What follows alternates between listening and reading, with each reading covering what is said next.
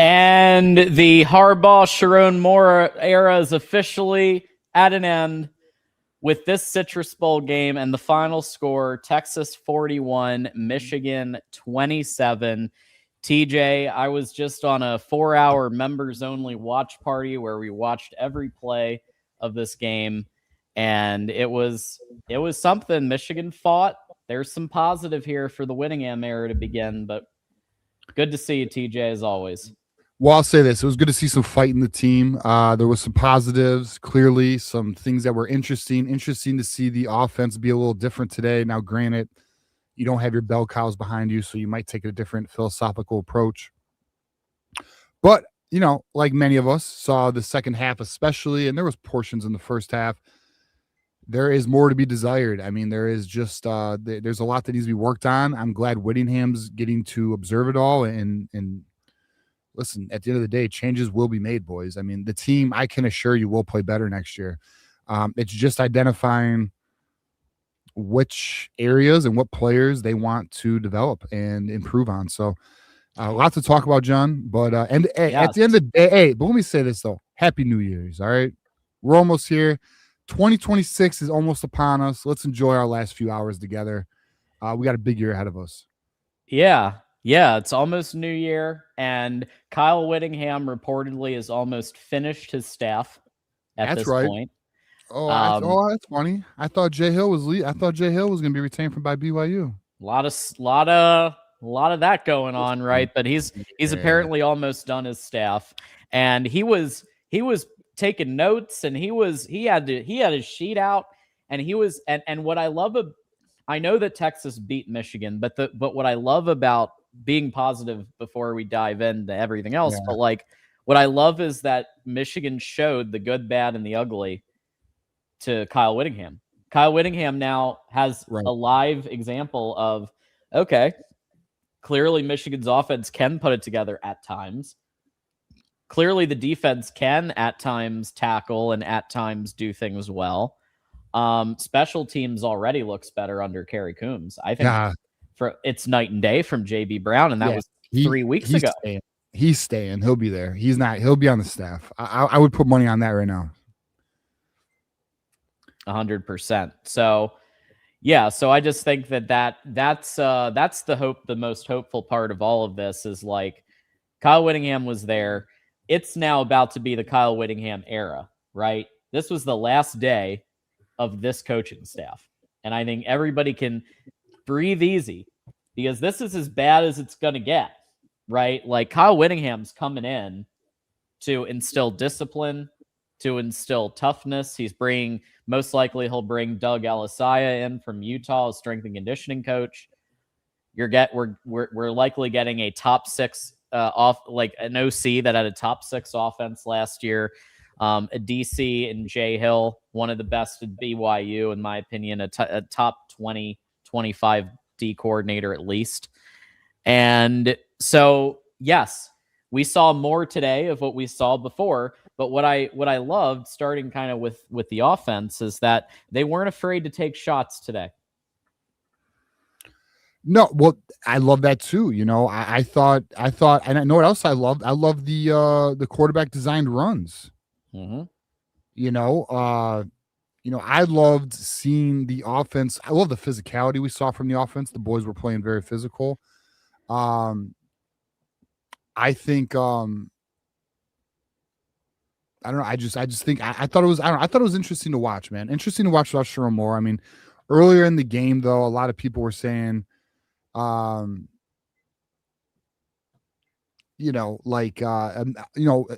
the end of the game where things got a little choppy for us and we kind of lost our competitiveness. People were saying, well, imagine what this team would have looked like if Sharon was not there to hold them back. I mean, I think that's a fair question. Now, at the end of the day, it's done. We're moving forward. We're in the Whittingham era officially. But listen, it looked different. Like what's funny is, what I really loved? The aggressiveness on third and fourth downs. I enjoyed that. Now, listen, that's not a recipe for success typically throughout an entire season. But when you got nothing to lose, why not fucking go for it? I thought that was fun. I will say the defense was atrocious tonight. I mean, the total yardage given up by our defense, John, almost 500 yards, 456 yards. Goddamn, 235 on the ground. Damn, dude. I mean, just not a good performance. Believe it or not, we held them to We held them to 3 and 11 on third down, which is actually really good. It didn't feel that way though. I'll be real. Damn, penalties were all over the place too. 9 for 95 for us. We actually won time of possession. We had more time of possession and lost the game today. That's wild. Game bit sloppy. I mean, the other thing too is, look, Texas had a lot of guys out. We had a lot of guys out. It wasn't a true one-on-one competition today. But at the end of the day, listen, last football game until September, boys. So let's enjoy it. I mean, I guess it's over, so there's nothing to enjoy. But we now have 8 months ahead of us. We got a long off season, but it should be an exciting off season. As you were getting to, John, coaching staff, by Whittingham's own words, 90% in place. And then he said majority will be done this weekend. Next week, he's waiting on 2 more. Could that be Ross Douglas? I think that would be who he's referring to. Yeah, Ross Douglas and maybe somebody else. Well, I find that interesting because then who? Because I'm not entirely sure who you would wait for until next week, unless it was maybe. I really don't know. I'm not even going to throw a name out there because I don't know. Yeah, we've heard Ross Douglas, but yeah. Oh, we lost you, John. I lost you at least.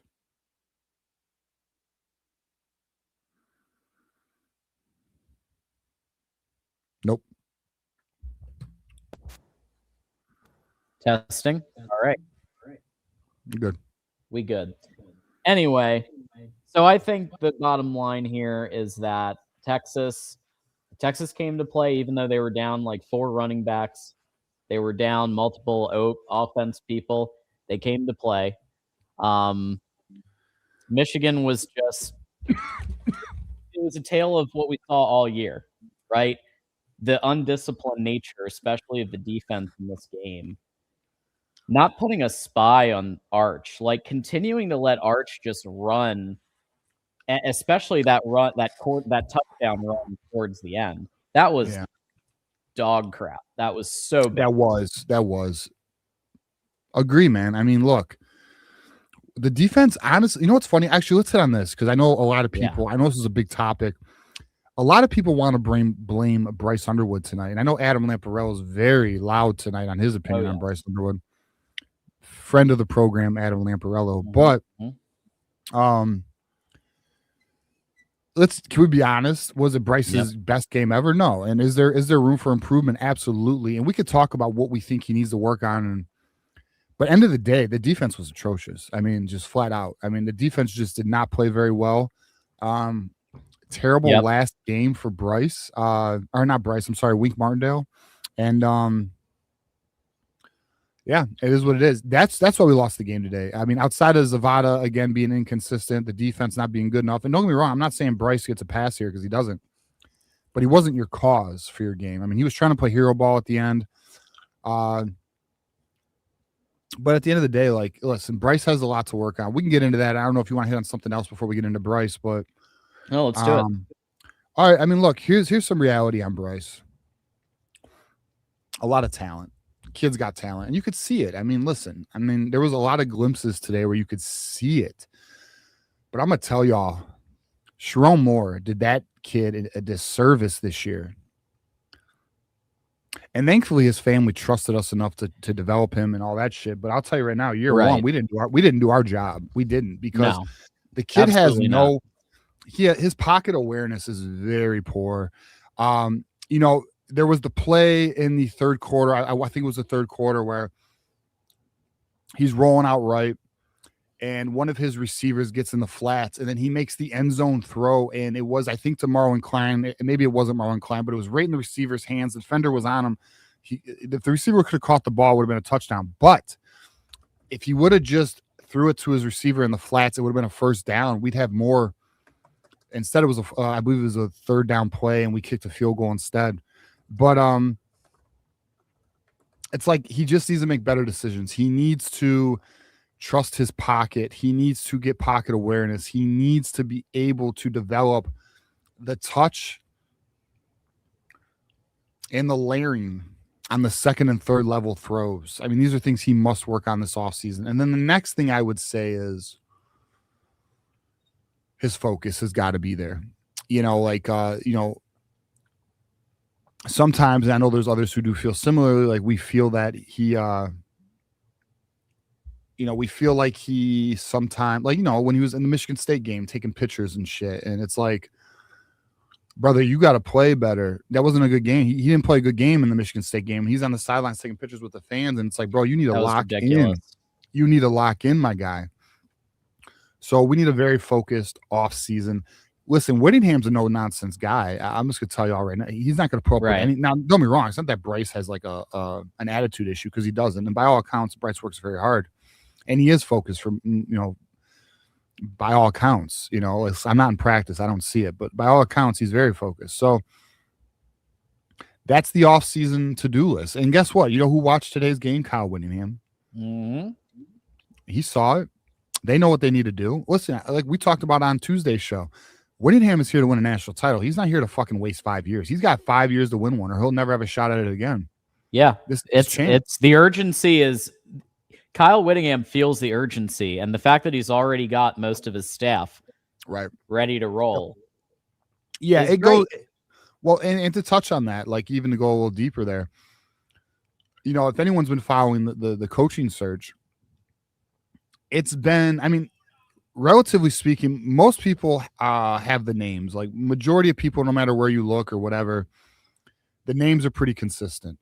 But what's interesting is hearing the differences in opinion from the BYU, Utah versus the Michigan side of things. Well, like today, for example, today there was a video that was sent to me like by a lot of people. I was either sent it or tagged, which I appreciate, by the way. But it was the Big 12 locked on guy talking about how Jay Hill, BYU is making an attempt to retain Jay Hill and all that. But I'm like, it's done.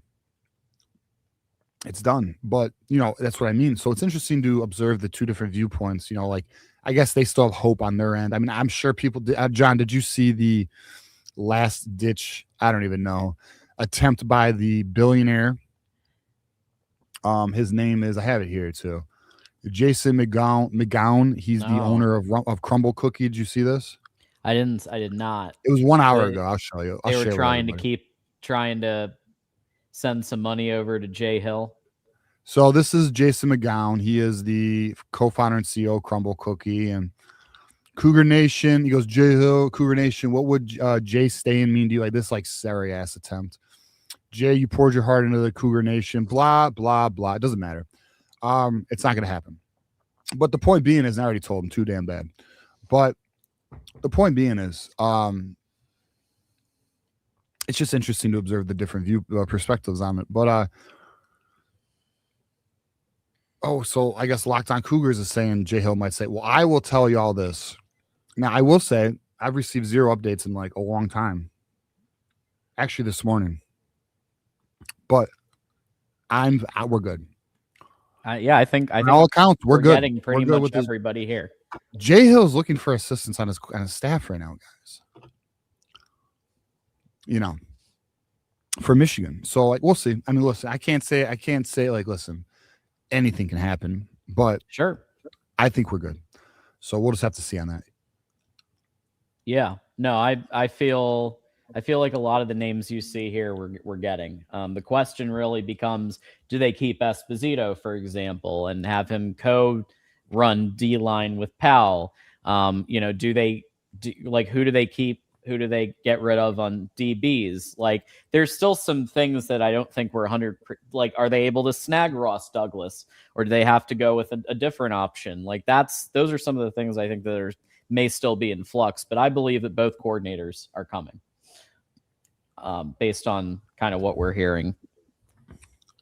Yeah, and so there's a lot of hope there, because what I loved about this, just to kind of continue here, like Casula, I thought called a decent game. It wasn't perfect, but what you saw was that we weren't just going to settle for running it run pass.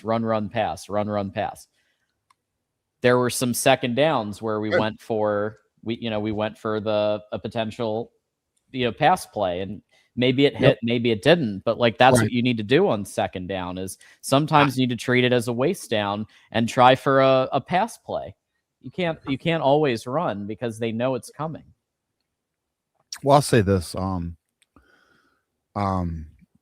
It sure didn't look like a Sharon Moore offense, did it?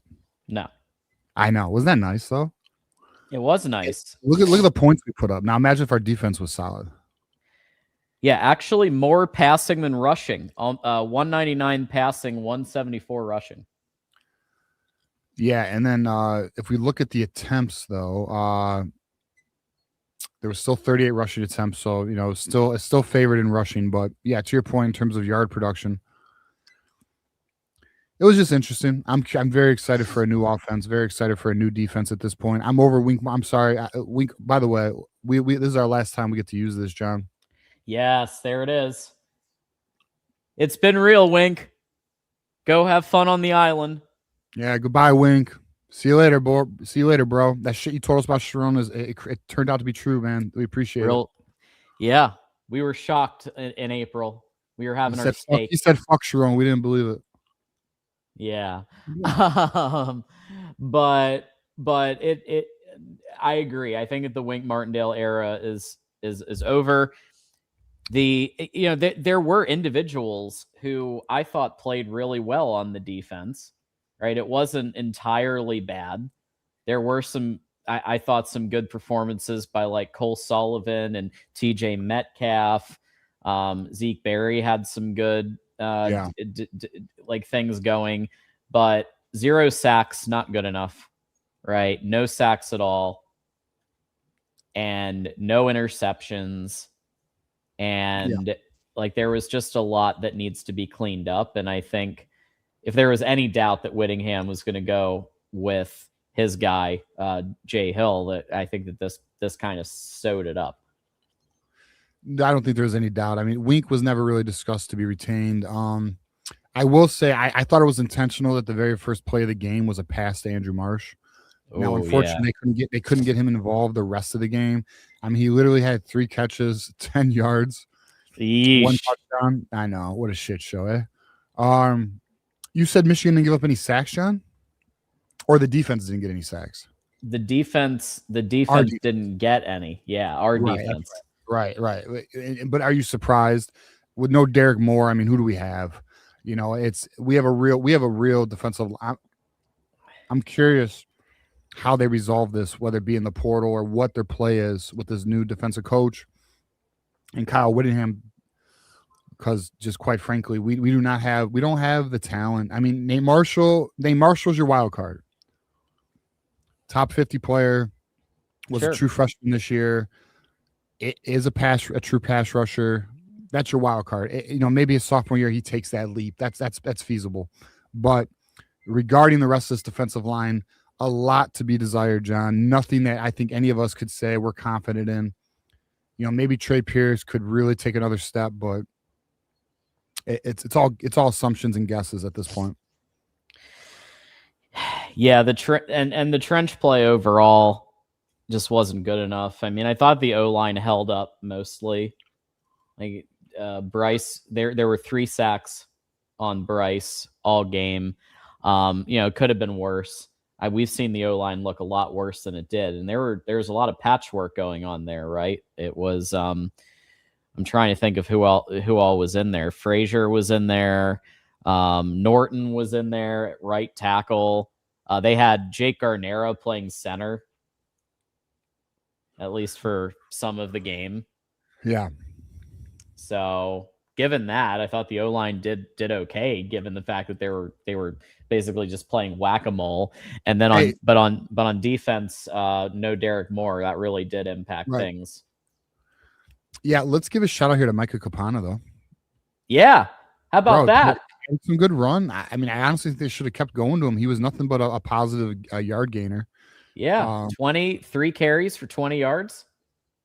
And he was out there a lot too. He even had a catch. Was his reception was 1 for 8. I mean, I thought he looked pretty solid out there. I mean, I put out a post earlier of the projected running back room for next year. As long as they as long as they keep Justic Haynes. I didn't have Kuzdal and I didn't put Capana on there, but I mean, the reality is you add Kuzdal, you add Capana to that, and it's the 6 running backs in that room are pretty exciting. Obviously, the higher end of that room being Haynes, Heisman candidate watch, Jordan Marshall, top 10 running back, Savion Hyder, number 1 running back in the nation, and then Jasper Parker being a high upside. I wouldn't say high upside, but an exciting young exciting young sophomore. Kuzdal, I know people love Kuzdal, and I will say he played pretty well, all things considered, but he is really just a one-cut guy. He'll run right into he'll run right into the guy in front of him. Yeah. I was surprised Jordan Marshall was supposed to, according to the notes pre-game, Jordan Marshall was supposed to start. Not just play, but start.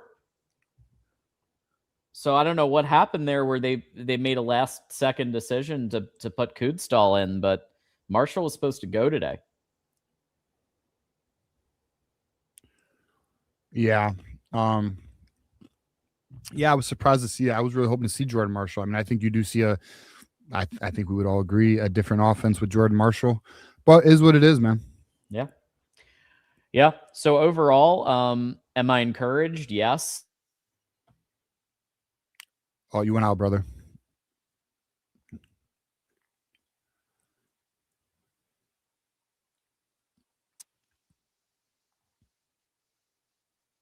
Nope.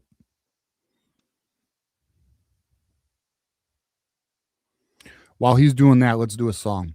Fuck Ohio. Fuck Ohio. Fuck Ohio. Fuck Ohio.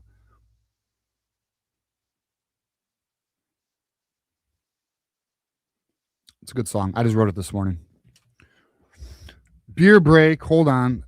Technical difficulties while we work on it, ladies and gentlemen. Go get your beer, get your cigars. We're gonna be here for a little bit. We're gonna talk some ball. The intent is to take some phone calls later tonight.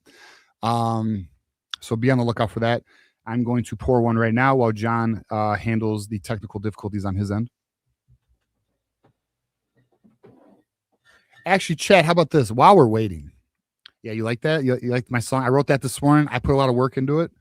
We're still working on it. I feel by springtime I'll have it fully completed. I may add a "fuck you, little brother" to it, but I'm not sure yet. It might not be. Maybe I'll make a separate song for little brother. John has dropped out, so TJ's here solo. So let's rock together.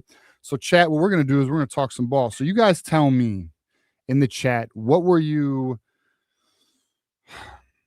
Did this game meet your expectations, or are you actually? Here's what we're gonna do. Are you less excited going into next season because of this game, or are you more excited going into next season because of this game? What is everybody's thoughts, or are you just more excited in general because we have a new coaching staff coming? You back? I'm back. Did you hear my song? A little bit. It's pretty good. Are you gonna go for another career? and get on the reps, get on the. John, it's 2025. You need multiple revenue streams, so we'll do what we can do here. There it is. So before we get to our sponsors and super chats and everything, do we have any final thoughts on what we saw? Yeah. You know what? No. Let's give a final thought, dude. Let's give a real like final thought, boys. It's December 31st. We have been at this for over 12 months this year. What a journey, eh? Fucking, we beat Alabama. We beat Alabama a year ago, right? Oh, and then man. we go on this wild off season of hammers never showing up. We have a spring game. That was a good time. That was fun. That was fun. Good time. Had fun meeting everybody. And then we go into the off season. Yep, spring game, shout out. And we go into the off season. Then we go into the fucking off season, dude. And recruiting really picks up. Michigan's doing well. And then we go into fall camp. And then we get this, right.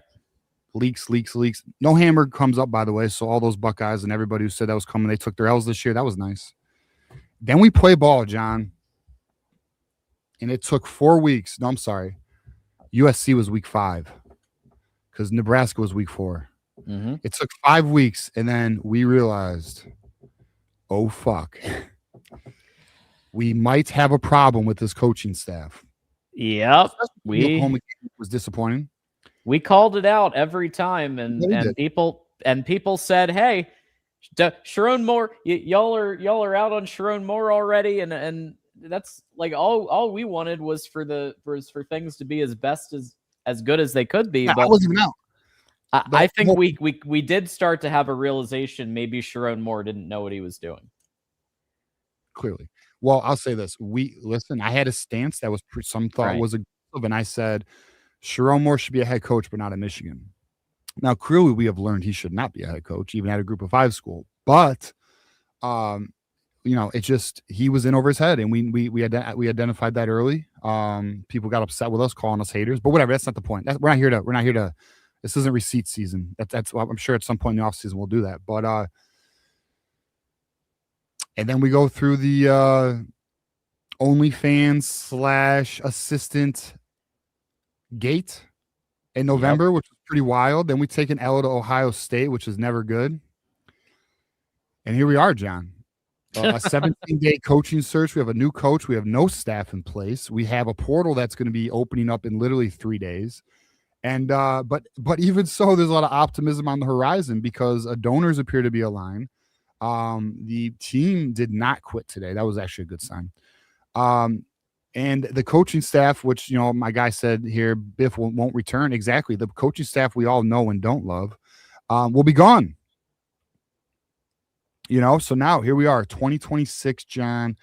What a year. What a journey. We're about to start another one, bro. Recruiting's going to pick up. Portal's going to pick up. We got portal. It's going to hit us right in the face, too, because it's going to go quick.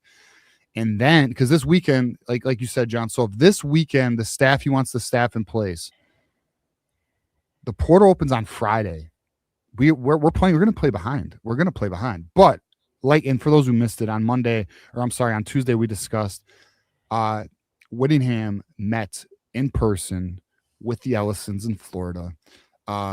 Quite confident it went well. I do not know if it went well, but I'm going to assume just based on some other things. And for example, player retainment rumors appear to be good. So because of that, I'm optimistic it did go well. But regardless, we're in for an aggressive first year under Whittingham. I'm excited to see it, John.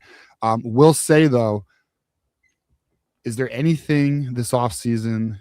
Will we actually have a quiet offseason, John? Or will we have, and when I mean quiet, I don't mean recruiting. I mean like NCAA, OnlyFans models. I think next offseason, maybe. All right. You think we still might get a little noise this offseason?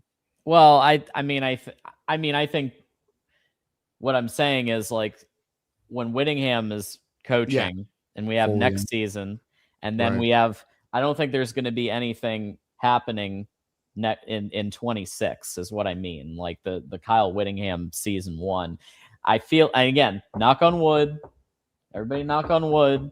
But I do feel like he just seems like the type where it's an adult in the room, no drama. It's a breath of fresh air after what we just went through. Oh, absolutely. Oh, I think that's going to be 100% fact. I actually think this fan base is going to love this Whittingham era. There's going to be no drama. It will be football. It will be football. I'll tell y'all right now, and hold this to me. Hold this to me. We're not going to have these drama off seasons. It's not going to happen. Right. That'd be nice. This program's going to be ran a lot different. Ward, here's something to look forward to in 2026. Ward should be gone. I know I said January. There's rumor it could linger, but eventually he'll be gone. But yeah, man. I mean, we're in for a big freaking year. I want to get to the point. I wish I could fast forward to the end of the portal so we could look at the staff, look at the portal, and then we can identify projections for next season. But right now, we're just along for the ride and just observing it like everybody else. There it is. Yeah. And so, like I said, I think this game showed the good, bad, and the ugly. I think it was great to see the offense unleashed a little bit more than it was against Ohio State, than it was against Oklahoma. And defense, it showed that we are in desperate need of a new defensive coordinator. And guess what? We're getting one. And guess what? Can you imagine the feeling you'd have if Sharon Moore was going to be coaching 2026 right now? Now, take that. And then remember, we're getting a brand new coaching staff. Guaranteed, right, with the exception of the really, really good people like Tony Alford from this staff. But almost everyone else is going to be new. Kyle Whittingham actually knows how to be a head coach. He knows what to do. He knows how to run game management, timeouts, clock, all of that stuff, and run a program and actually instill discipline. And so I don't think you're going to hear music playing in the practices anymore. I don't think that there's going to be the buddy mentality. It's going to be very much like Harbaugh in terms of accountability. And, it's about the team. It's not about you. So I think we're going to see a lot more of that. And hopefully that translates to the field. Fewer penalties. Instead of 9 for... We had 9 penalties for 90-something yards. That needs to go down, right? I think it can. Okay, well, why don't we thank our sponsors? We've got multiple sponsors here, including our friends at Win Agency, who has a video for us. Oh, let's do it, John. Hey, Michigan fans. We had a tough loss, but here at the Win Agency, we're all about bouncing back. Whether you need a small amount of coverage to protect your family against medical emergencies or a powerful plan that can greatly reduce your medical expenses next year, we have you covered. We also offer specialized hospital and travel plans because protection matters most where life is unpredictable. Call us today or visit our website to explore your options. Thanks to everybody over at Win Agency. Y'all rock, and you've been rocking with us for more than a year now. Year and a half, basically. So thank you very much for that. All right. And then in addition, we have Healthy Dogma, which will pop in, which is our other sponsor, Healthy Dogma. And so here's that. So it wasn't our day, but Michigan fans know we don't quit. We rebuild. That same grit lives in Healthy Dogma. Born in Oxford, Michigan, we make real ingredient dog food for families who care about loyalty and quality. When it's time to bounce back, make sure your dog's meal is as strong as your spirit. Head to healthydogma.com. Use code 25GoBlue for your Michigan fan discount. Tough days don't define us. How we respond does. Good words. Yeah. I'll just throw the links in here. Shout out to Healthy Dogma, man. Yeah. Mind you, I want to put this out to the viewers. If I appear slightly distracted or if I am doing something, it's because I have to. There's a snowstorm tonight, and my company that I own has to work tonight. So I'm going to be handling phone calls, emails while doing the show. So Happy fucking New Year, boys. Let's get it. This is how it should be. 2 jobs at the same damn time. Let's get it, John. Absolutely. $4 to go to unlock hour 2. So we're almost there. Who's going to be the one to get us over the hump to hour number 2? Let's rock and roll with Elijah Bowman starting things out with the 5. Bryce had a bad game, even though Jimmy Rolder is slow. He is good against trash to mediocre teams, but gets exposed in coverage. Yeah, I thought Cole Sullivan did all right today. But, yeah, Jimmy Rolder. Well, you want to know who got exposed in some coverage today? I know it wasn't mentioned in the chat. Zeke Berry. Holy shit, Zeke. Yeah, good call. Jeez, bro. Like, man, that was a bad game for Zeke Berry. And I listen, the pass interference call in the end zone, I can argue it either way. But the rest of his game was just trash. Jimmy Rolder, I'm going to tell you this right now. Believe it or not, Jimmy Rolder is in high demand for this portal season. So just understand, Michigan's got to put some money up if they want him. Yeah. Everybody. I mean, there are a lot of players in Michigan's repertoire that they're going to need to pull NIL money to keep. Yeah. We just hit hour 3 thanks to Captain Stabbin, so we'll get to that super chat later, but Captain brought us to hour. So we are going minimum 2 hours today. So Michigander Stink Martindale Masterclass. Goodbye, old fuck. Michigander, no fan of Wink Martindale, and I agree he had a bad game, but he seemed pretty checked out. He seemed like he wasn't wearing as much Michigan gear. There's definitely some signs, and how can you blame him? Like, after everything he went through, how can you blame him? But I don't understand why there's no QB spy for a lot of the game. That didn't make any sense. Yeah, I don't know, man. I don't have an answer for you. I will just say, I don't think they anticipated Arch Manning to. I don't know. It is what it is, though. It's done, so it doesn't fucking matter. We have a new defensive coordinator coming who runs a 4-2-5. Hopefully, he handles these situations far better. Elijah says, Bryce had a bad game. Lou Esposito, where's the pass rush? Please do not retain him. Wink blitzes, still didn't get home. Leave Lou in Florida. He might not be retained. He's one of the names being considered, but he's on the bubble.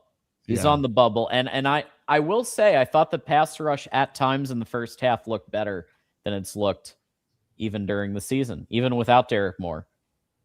Like I do believe that I saw improvement in the first half in pass rush. Like Arch. Yeah, hold on. I got a John. Let me do an email real quick. I'll be right back.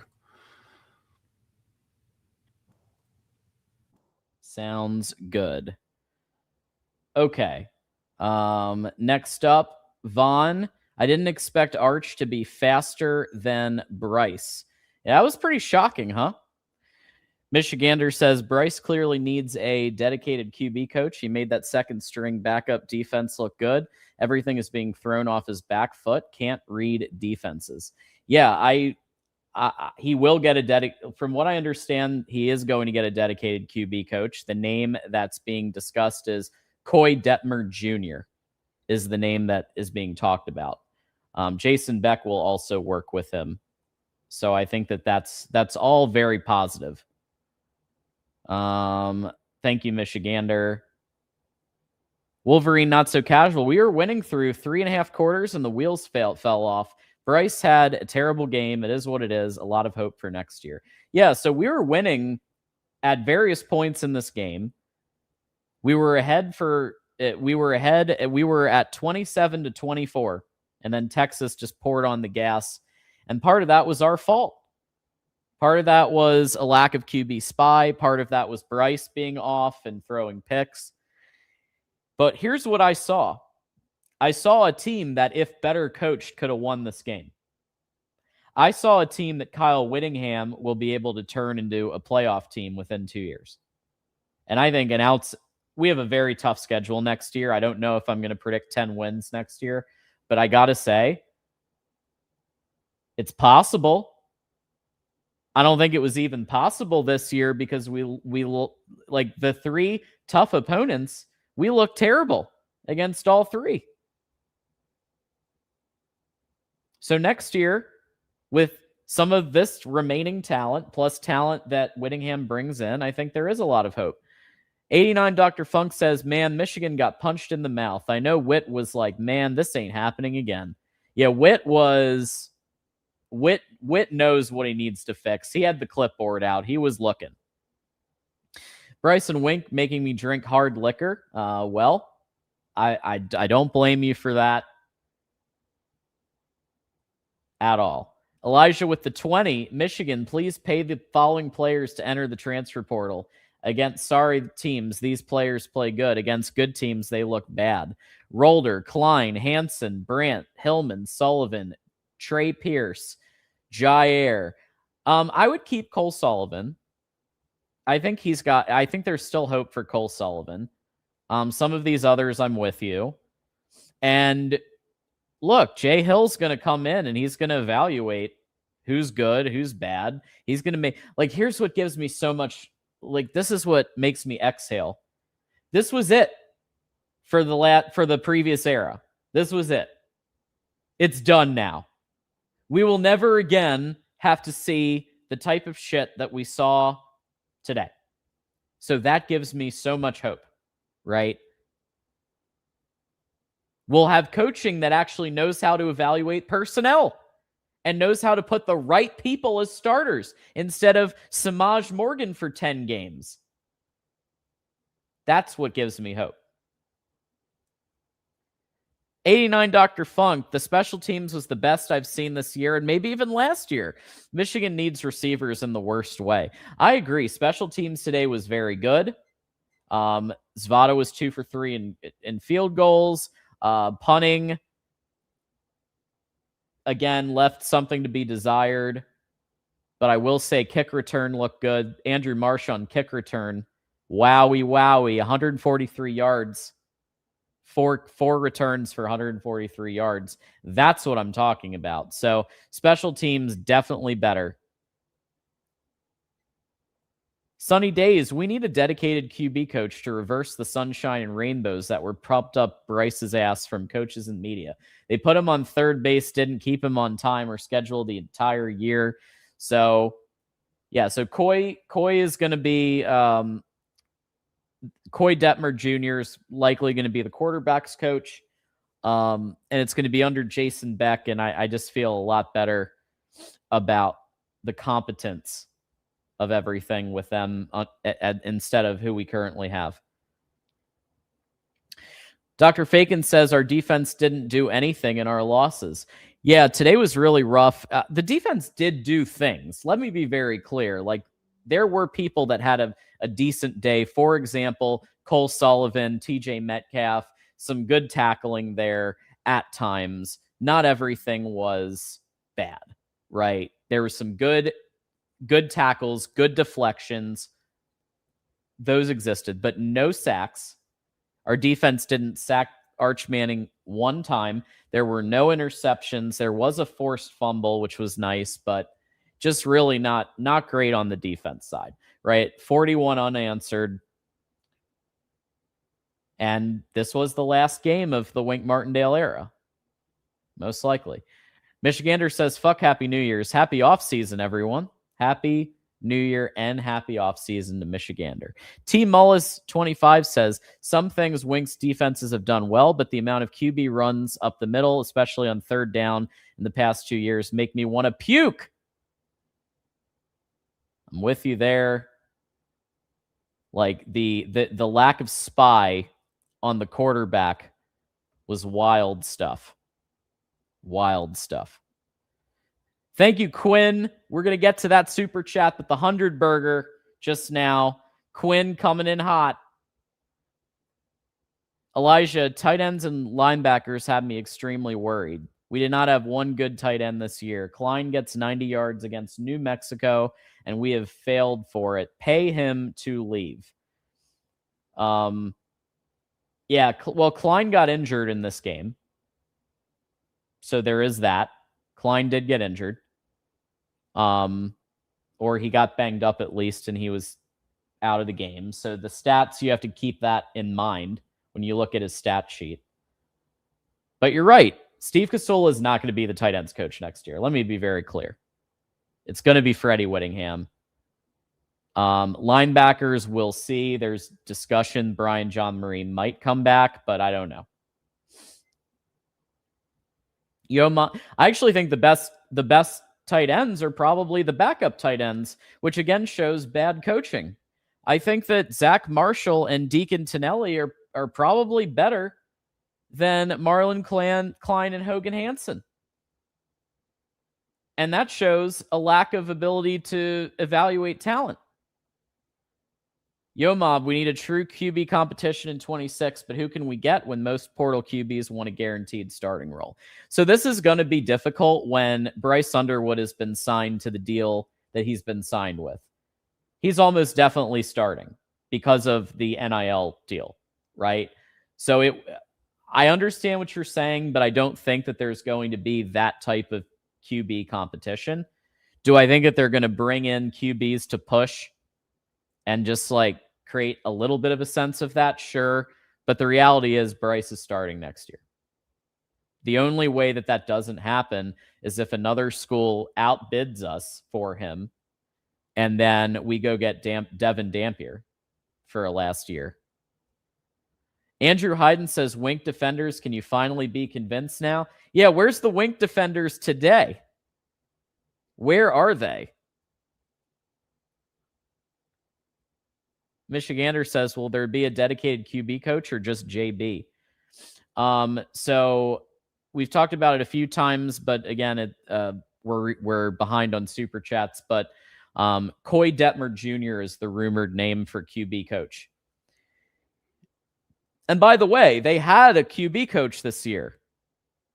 His name is Synagoga.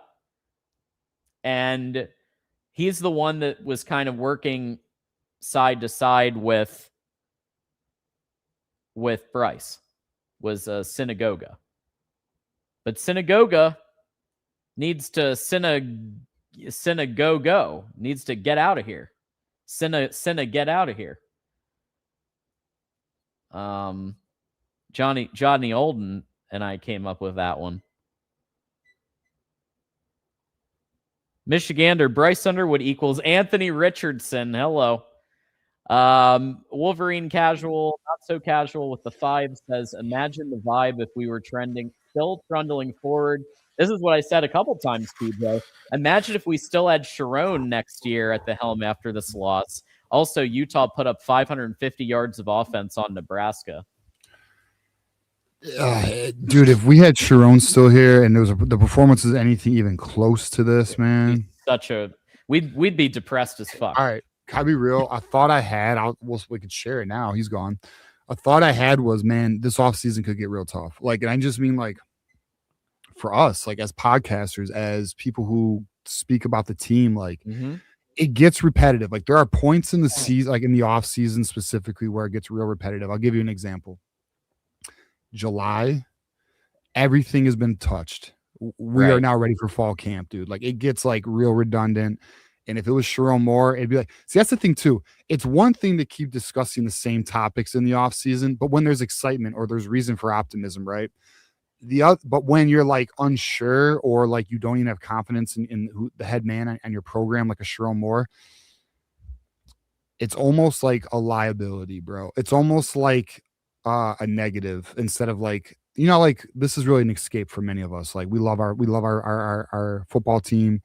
We love talking about our team. It's fun. It gives you something outside of the daily grind to enjoy, right? Yeah. Well, when you're not enjoying it, do things drag down? You know what I mean? And it makes things less exciting, less fun. So at least I'll tell you this: I anticipate a pretty fun off season. Although there is only one portal here, so Michigan better knock it out the damn park. Yeah, for sure. Some interesting super chats coming up. I can't wait because there's some people who apparently were looking at texts from donors, and it's going to be exciting. Yeah. All right. So Sunny Days, sick of. I love this one. Sick of the 5-star ego with 3-star. Ooh, is Adam Lamparello still here? Let me take a picture. Coming in hot. I gotta take a picture of this because Adam Lamparello. This is like his fucking. It's like he feels the same way. I'll just say this. Let me say this. He has to mature, but it's not mature in the most negative of ways. It's simply he's 18. It's like he is an 18-year-old kid who has been the fucking man his entire life. I don't know if that's true, but been the man for at least like the last 5 to 7 years, right? Right. And listen, I mean, I think there is some humbling that needs to be, he needs to humble himself just slightly. I mean, not to the point where he loses his confidence, never that. But, just the reality is, here's what it is. Just lock in, brother. Just lock in and fucking kill it this offseason. Imagine being in his shoes. Everyone would handle it differently, of course. Some people would fucking spiral out like a Johnny Manziel, or even though he balled out in college, but you know what I mean? Like some people handle this fame shit, right. this success shit, different ways. Some people lock in like a Tom Brady, or, he needs to lock in. That's just what it is. He is very talented, but he has a lot of work to do. Will say though, Michigan did not give him the best environment to succeed or grow. Okay. True. You put a plant in a garden where the soil's piss poor, and you want that thing to grow into an award-winning whatever. The soil's shit. We gotta get better soil, but he's definitely got to put the work in, bro. You know what I mean? So there's end of the day, he's got to take some self-accountability. But I believe personally, Bryce Underwood will take a leap this offseason. If anyone's on the fence and they think Bryce Underwood will not, or they think Bryce Underwood is not the answer, I strongly recommend looking at Dante Moore's trajectory. But I will say I do anticipate Bryce Underwood to have a better sophomore year. Yeah, I think so too. I think we need to remember how rough these guys can be at just turning 18. Okay. So Sunny Days is actually saying this is not directed directly at Bryce. So thank you for the clarification. He's saying, okay. Yeah. All right. Well, then shame on me for directing it directly at Bryce. But I mean, I don't know. Do you see what other players? I think part of it's at Bryce, but not all of it. I mean, yeah, I just think, whether it's the selfies, that's Bryce. Whether it's, some of the laughing and stuff. I mean, I do think that part of it is Bryce needs to grow up a little bit. And who's the best possible coach to help him with that? Kyle Whittingham. That he's about to lay down the law and institute a program build here to bring back what Harbaugh had with that physicality. Let's see. So. Oh, you went away again, man.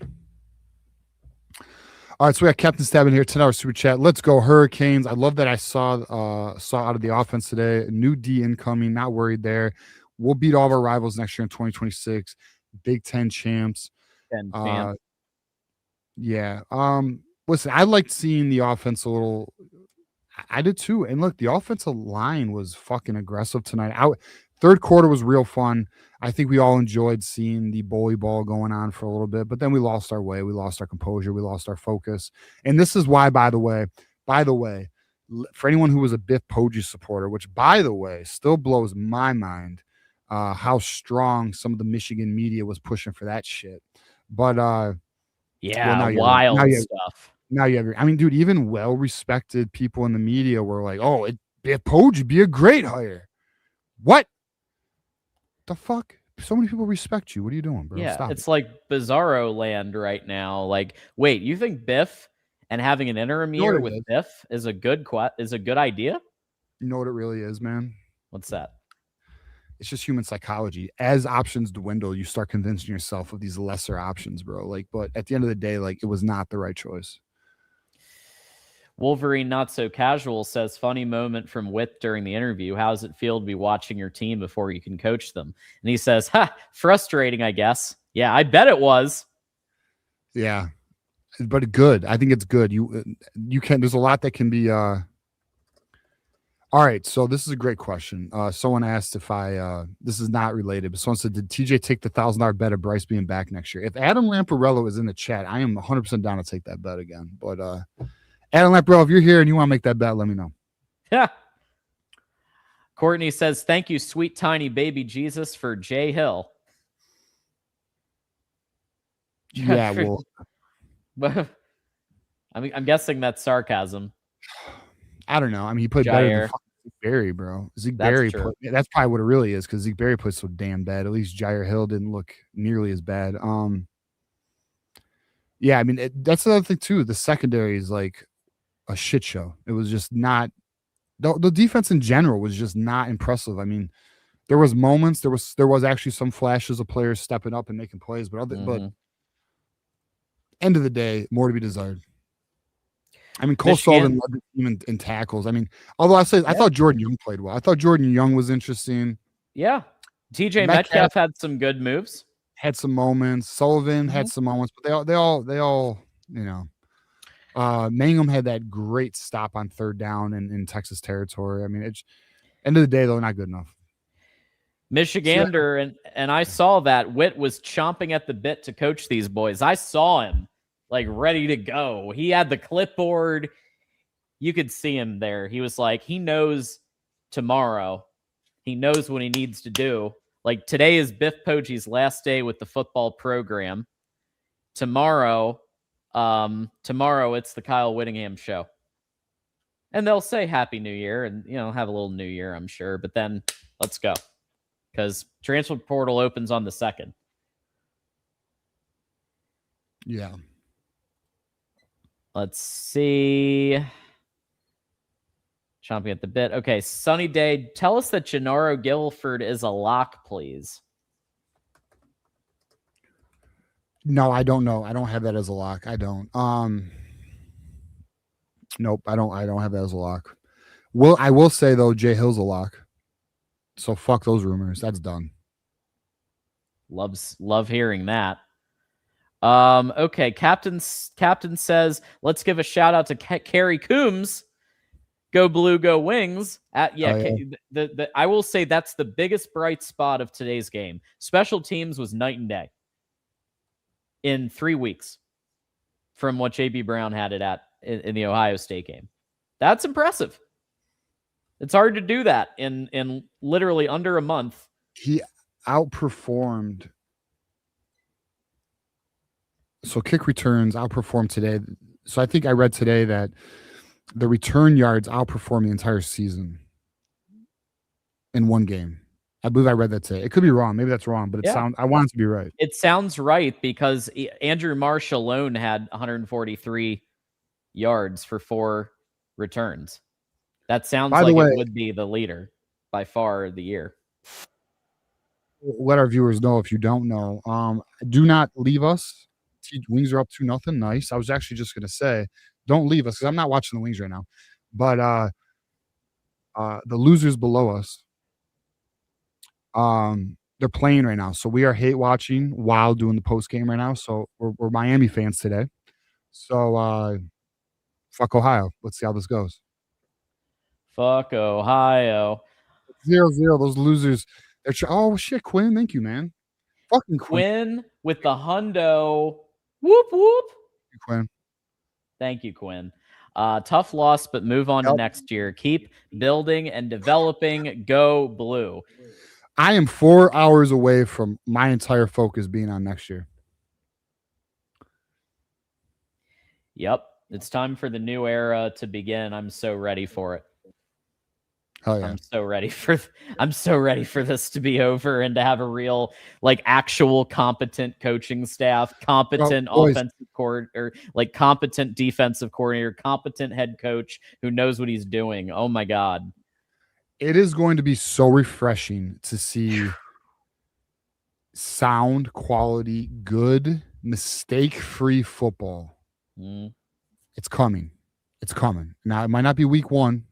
But it's going to come. It's week 2, week 3, week 4. It's going to come. I promise you. Sonny says that you're not writing an email. You're checking OnlyFans. Hello. She said she wanted to hang out. Leave me alone, bro. Come on, man. Hey, OnlyFans girls need love too. They get lonely. Anthony says, watch the game with a few donors and saw a few texts from significant donors. Don't kid yourself. Laughing after picks is not good. Can't now listen. I can't say because I haven't seen it, but I do know Anthony knows some things. So yeah. To be determined. To be determined. To be determined. I will say Bryce got to lock in, man. End of the fucking day, Bryce has to lock in. I'll say this though.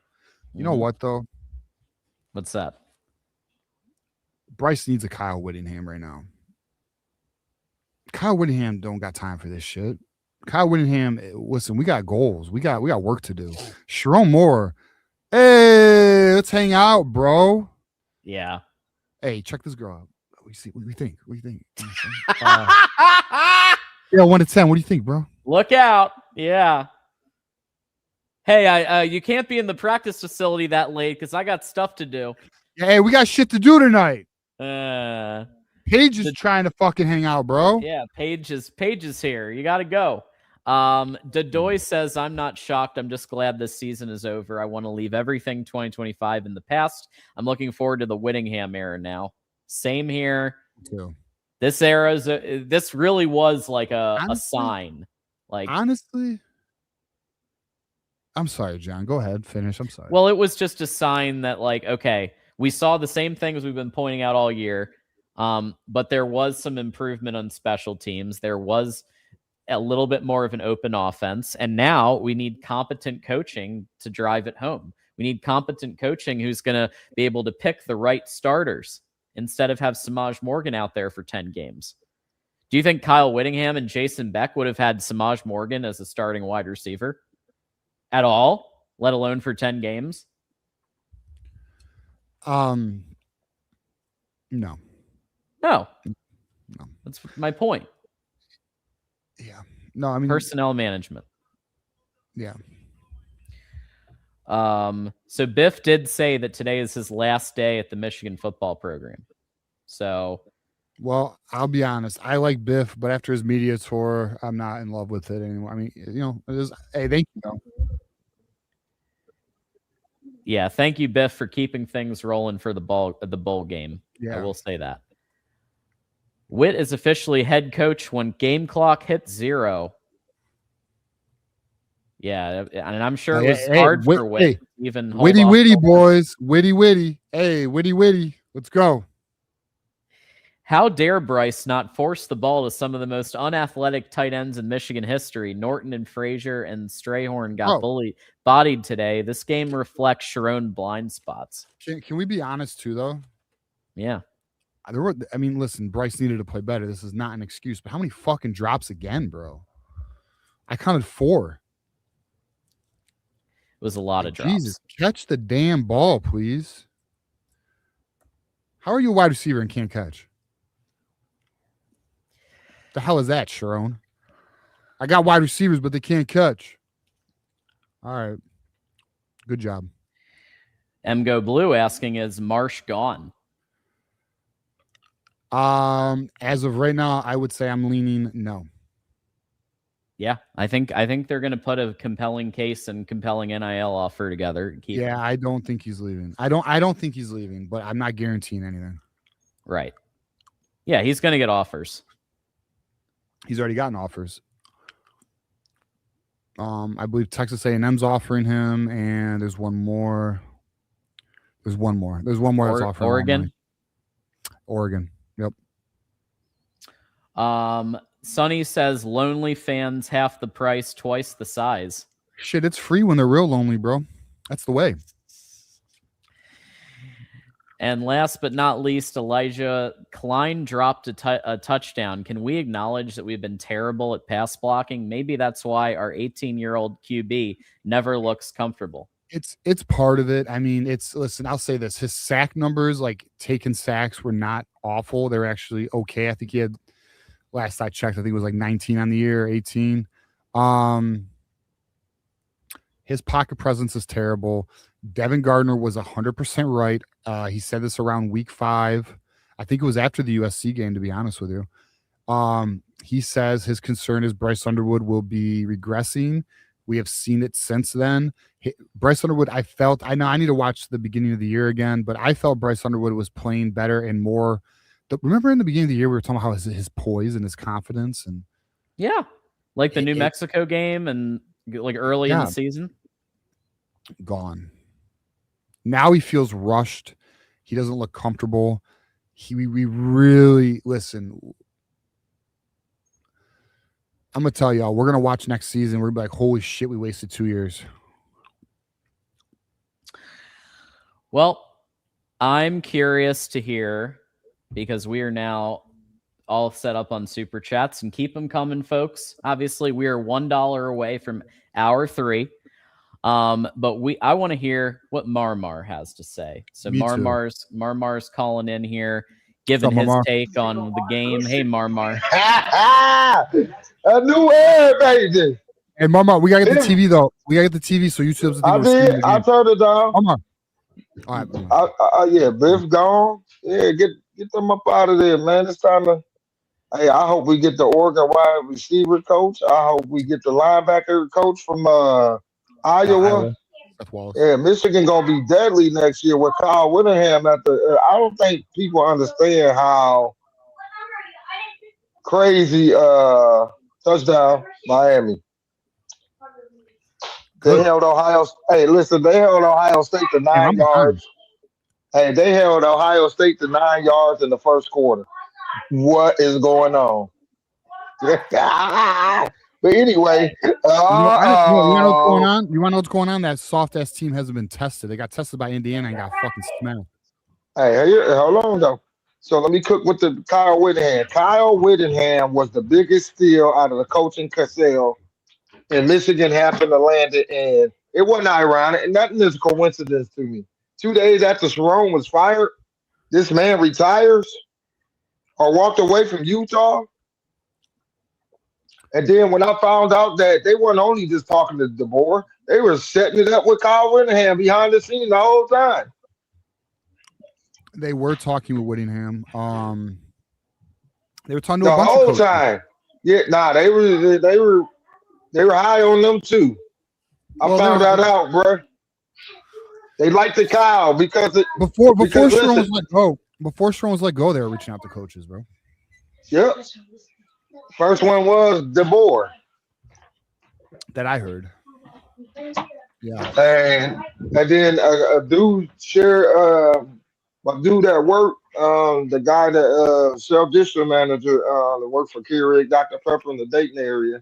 He works the games and sit the recruits and talk with the parents and do it all. That's my guy. He giving me Michigan memorabilia. I'm gonna show you what he gave me. I'm gonna show you right now. All right. He gave me a towel signed by Jim Harbaugh right here. I'm gonna show you the sign. Hold on, let me get it. Jim Harbaugh right there, you know. He gave me that, and then he gave me this. Where did this go? Where's the I have a little coin that says those who stay will be champions, and then here we go. He also gave me this. Okay. All right. Look. Who gave you that? My sales district manager that worked the game. Oh, yeah. And he got me a Jordan Michigan towel. He ain't gave it to me yet, but I ain't seen him in about a couple of weeks. Because he be working all up in Sydney and Lima area at the stores and stuff, making sure they got product. But yeah, he told me that they were talking behind the scenes with Kyle Whittingham the whole time. So, yeah. But I'm just ready, man. And we can develop Bryce. Kyle can do all that. You bring in the staff. I like Kerry Combs. I like how the special teams look today. We were in the game. I just think they got winded. I think that the calls didn't go Michigan way. I think they got deteriorated, detrimented by that. Yeah, there were some weird calls in this game. That should have been a targeting. A targeting, delay a game. Holding some face masks, late hits on Bryce. That hit by Nichols was not a late hit. Or roughing the passer. They were just. I think the roughing the passer was weird too. You're right. Yeah. It was just bad, and I think they got discouraged after that. But like I was saying before you pulled me up, they're going to develop. Kyle going to develop the team, not just Bryce, the team, the overall team. Because if you notice, these coaches that we had these last couple of years did not develop these guys. You can see it. It got worse throughout the season. And yeah, man, but Right. you know, it's new beginnings. New beginnings. I think Kyle, listen, with the talent that the talent gap between Michigan and Utah and the 177 and 88 by one coach, and then Michigan is 179 and 89 in 21 season as the coach is coming in. That is crazy. Michigan should be better than that. They had the same amount of 10-win season as Kyle Whittingham as a coach. As Utah. Yeah. So, Wow. yeah, that's crazy. Michigan should be way better than that. Like I said, Michigan gonna be tougher, fundamentally sound under Kyle Whittingham, and the team is going to buy into that. I guarantee it. When we go to that spring game, it's gonna feel like a real football game when we go to that. We're gonna see better. We're gonna see kids blocking. We're gonna see tight ends catching the ball. Too many drops. Like, what were they teaching these kids? Like to drop balls in practice? Oh, they wasn't showing up to practice because Sharon wasn't holding them accountable. If you ain't got a leader, how you expect your team to be led? Yeah, the lack of accountability. And I think you even said at one point, like, the fact that Sharon kind of treated people as like they were friends. That's friends. Yeah, oh, man, who told me that? One of these guys on the podcast told me that he was in group chats with the players and, you know, acting like a child and a teenager and doing all this stuff. And I'm like, what? Jim Harbaugh would never. No. If Jim Harbaugh was in the group chat to see how these kids were talking, he would have made them run laps. Apparently, Biff said that he needed to call in help to fill out the coaching staff. So apparently John Jansen was called in to help coach the O-line. Yeah, I seen them on the practice video. So they were calling in some folks. Charles Woodson was there. The gaps. Yeah, because that's what happens, man. Right in the PlayStation. And now Kyle Whittingham is gonna get his staff. He apparently 90% locked right now, and so that should be rolled out in the next few days, and then we go. Yeah, he said 90% of the staff will be hired, and we'll go from there. New beginnings, man. I'm looking forward to it. Hey, don't be surprised if he win a couple natties by the time his tenure is up here at Michigan. He wants a natty. It's one of the only things he hasn't done yet. And he couldn't do it at Utah because you only get one team from the Big 12 in the playoffs. No, absolutely. So here's a question from Dedoy. I'm curious to get your thoughts. So although we did kind of talk about one, so Utah media apparently says Witt is not a QB developer. Who should he get for QB coach? Man, that's a hating statement. We have been talking about Coy Detmer Jr. So we've been talking about getting Coy Detmer Jr. How didn't he? QB coach. Rising was good. The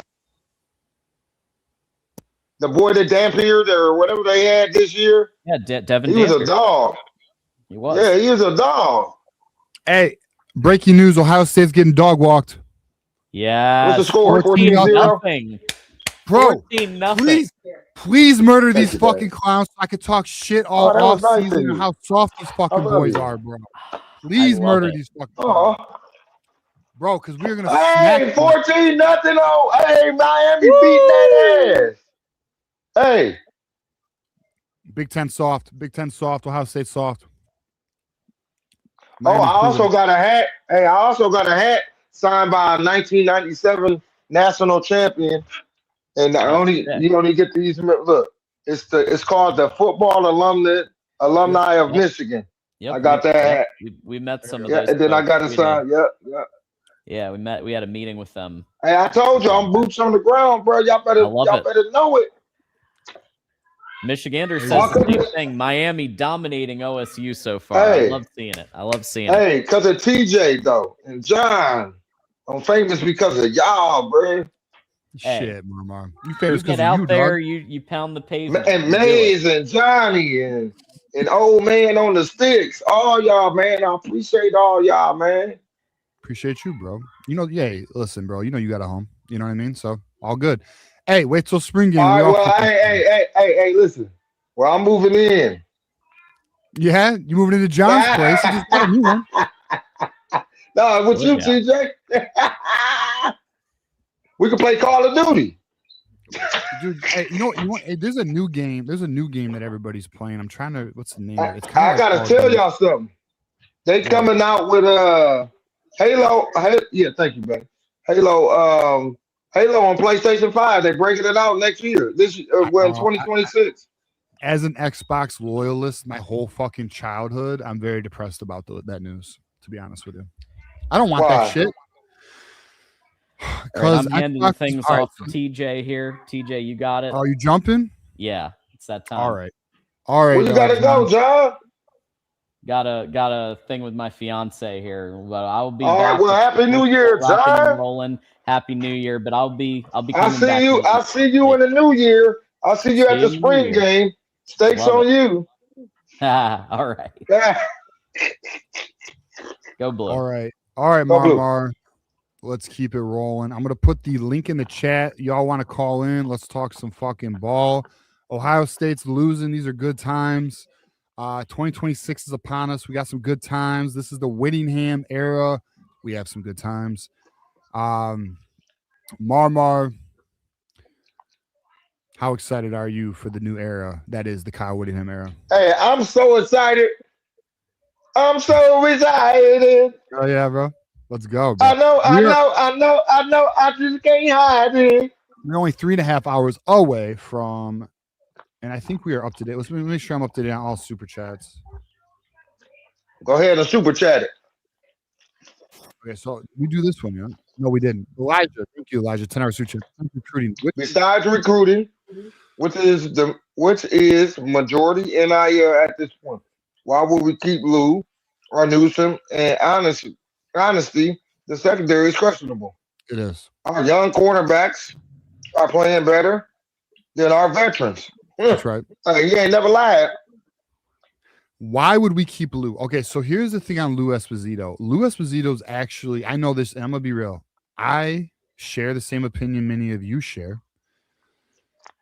The defensive line just was piss poor this year, and there does not appear to be that next guy. Who's next? I don't know. It doesn't. There's no one who was flashing enough. Oh, Trey Pierce. All right. Well, I mean, to be honest, not enough. Who was helping Trey Pierce? That's why he wasn't flashing enough, because nobody was helping Trey Pierce. He reminded me of Derek Moore. Derek I Moore. love him. Derek Moore. But he didn't play today. Yeah. That's a good biscuit. It's a good biscuit. All right. So the thing about Lou Esposito is Lou Esposito is actually known for being a good developmental defensive line coach. He's put some guys in the NFL from places like FAU, Central Michigan. Facts. Yeah, I got to respond to an email real quick. So John left me solo. I'm going to be manning 2 companies right now. All right. All right, so let me ask you this. Yeah, So since you said that, do you think with everything that's came out about how Sharon was treating the staff, they weren't able to do their job correctly because he was always crying like a little hoe? Yeah, sure, dude. Yeah, dude, listen, let me tell you some real shit. If you don't believe in the leader, you now granted, some of these dudes are self-motivating and they understand the game as well. Like they have to do right on their end because their career trajectory is not really. I mean, even though Sharon Moore is the head coach, but their career trajectory is in their own hands. I'll give you an example. Chip Lindsey is aware of this, which is why he jumped ship to Missouri. He knows the game. Well, But yeah, dude, when you have a leader that you don't love working for, that you don't believe in, who's a crybaby bitch, respectfully, I mean, let's just call it what it is. I don't even like kicking a man when he's down, but bro was crying. no, let's separate the two. We're not kicking him. He already down. We're not kicking him. We just talk about how detrimental he was to the facility in both Simbrackler Hall. What he was doing behind closed scenes to these folks that actually cared about the kids and wanted them to be better and leader, and then he step in and say, no, that's not how I'm gonna do it. Because if you overstep me, I'm gonna have a problem, and then I'm gonna pull you in the room and then say, do you know how hard and the pressure it is to be a coach? That's what he's gonna do every time. And grown folk gonna get tired of hearing I'm a grown ass man doing that. So Yeah. they don't give a fuck. At that point, they ain't gonna give a fuck. Why I'm gonna do my job 100% with my CEO over here clowning and shit? Yeah, I don't disagree. Hey, so just so y'all know, call lines are pretty damn open. We do have a caller right here. Let me finish these super chats. We'll get to Nick here in a moment. Regarding Newsome, all right, he goes, or Newsome. No, we're not keeping Newsome. He's gone. The secondary is questionable, but there are rumors on potential targets that Michigan may go after. And the young QBs do look promising, but we're going to have to let that we'll have to see. Sunny Days here. Can we start to donate pot to have Tom Brady enroll as a big brother program for Bryce and be a full-time mentor? Believe it or not, he's already speaking with Tom Brady. Maybe we need Tom Brady to hang out with him more. I don't know. John's got a new water bed. He's got to break in. Shit, you ain't kidding, Sunny D. Leaving your boy like this. Leaving your boy on New Year's Eve. What are we doing here? All right, so we got Michigan or 2-hour super chat. OSU O-line can't stop Miami pressure because OSU O-line soft as butter, bro. Fucking melted ass butter. We knew this. We know this. Unfortunately, we had a coach who wasn't focused to win. I believe that puts us. Let me see. I believe that puts us at third hour. No, it puts us at. So we're going 3 though. We're going 3. So that's where we are. So we're going 3 hours. I'm not even mad about the result of the game. I'm really not. No, I don't think anyone is. To be honest, I think majority of us. I'm about to bring up our first caller here in a moment, but I think majority of us. No, we're ready. We're ready for the coaching staff. We're ready for the portal. We want to see how this can. We want to see next season. We're ready, bro. It's just what it is. All TJ, right, what's the news on the portal? TJ, what's the news on the portal and how they going to attack it? Well, I like when he do that. So here's what I was told, and I promise you, the individual told me this. If I told you who it was, y'all would be like, "Oh my god!" TJ, I already know. I was. Did I send you the picture? You already told me on the phone. Okay, my bad. I talk to a lot of people. Sometimes I don't even know what I say. But anyways, but I love you, bro. I love you, bro. Listen, here's what I was told by someone that we would all respect. He told me, as long as Underwood is locked in, then the donors are going to be all in. Okay, so because they're willing to help him. Well, not only help him, but their faith with the program is higher with Underwood at quarterback. Clearly, if you don't have Underwood, then what's our answer, right? Not only that, the people who are behind Underwood, we know who that is. And I mean donors.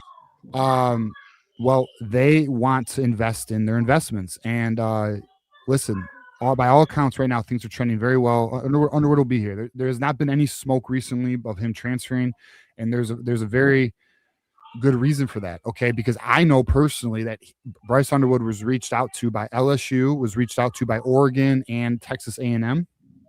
Okay, I know this for a fact. So schools were trying, but Underwood is staying committed. Damn, somebody is spamming the shit out of our chat. What the fuck? Who? I don't know, it's fucking OCKNY, whatever the fuck he is. He's banned though. Yeah, gotta block that, bro. He gone. So the fine, yeah. So I'm gonna tell you all right now, and I'll tell you right now. Here's your barometer. That you don't need no insider sources. All you need is one thing. If Andrew Marsh is retained, which it's trending, yes, I assure you it's because the donors are in. Because here's why. Andrew Marsh And they high on Kyle Whittingham as well. Like you told me. Well, but here's the thing though. Kyle Whittingham is meeting donors in Florida this week. He's met them all week. Okay, so you gotta understand, like, a lot of this is moving parts because things are happening. First impressions are happening. Nothing is not nothing. Things are now becoming more solidified. But in the beginning of the week, from the weekend into the earlier of the week, we're at Wednesday now. There was a lot of things still in the air because what the fuck, another one, bro. It's weird. It's gotta be third day. It's gotta be third day investigations, bro. But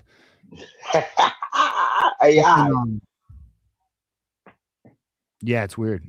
I know the chat sees it. That is some weird shit. Mods, if that ever happens, ban that fucker. All right, so Mods, get on it. Yeah, I mean, I'll do my best, but I'm watching a few things right now. I'm watching. That's what y'all getting. That's why y'all getting paid for. Yeah. So yeah. Anyway, long story short, yes, there's reason to believe the donors are locked in. I assure you this. We got GT. They gonna attack the portal. Happy New Year. Yeah, I mean, listen, I'll tell you this right now. I will tell you this right now. You'll know everything you need to know after these coaches are hired. That's the other thing too. There's a lot of money being put at these coaches, because some of these coaches are like BYU's making an effort financially. Utah's making an effort financially to try and keep Beck, try and keep Haynes. BYU's trying to make an effort financially to keep. And guys, BYU's got money. Don't let anyone fool you. BYU's got a lot of money, but it doesn't. I mean, it's done. But regardless.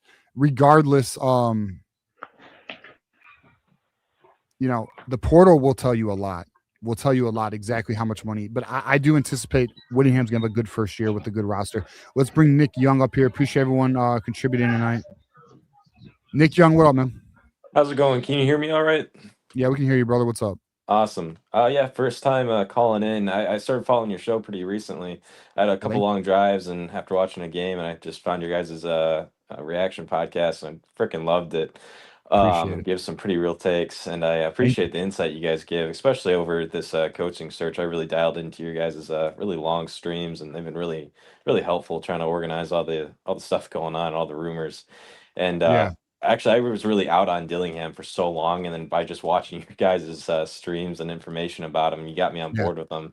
It didn't end up happening, but you've got me on board with Whittingham as well. I think he's going to be a fantastic addition to this team. And just listening just now, I had no idea that any of this was going on in practice, that there were players showing up, that there wasn't any sort of discipline to your key players. And how are you supposed to lead a team or get anybody to even respect you when they don't believe in you, they don't care what you have to say? And I mean, it sounds like we were pretty much just set up for disaster. And I'm surprised, and maybe I'm not surprised that this came out when it did with more, it sounds like, and we'll see, I guess, but I'm surprised that they were going to allow him to rock as the head coach for as long as they did, knowing that all this was going on. I mean, I guess my question to you is, do you think that he was pretty much going to be done this offseason anyways, or they finally found their opportunity to get out of their contract with him and we saw what happened? Do you think that this was going to happen regardless, or, this was out of the blue completely to the university? I mean, what do you think? Well, it definitely was not out of the blue because the investigation already happened over the summer.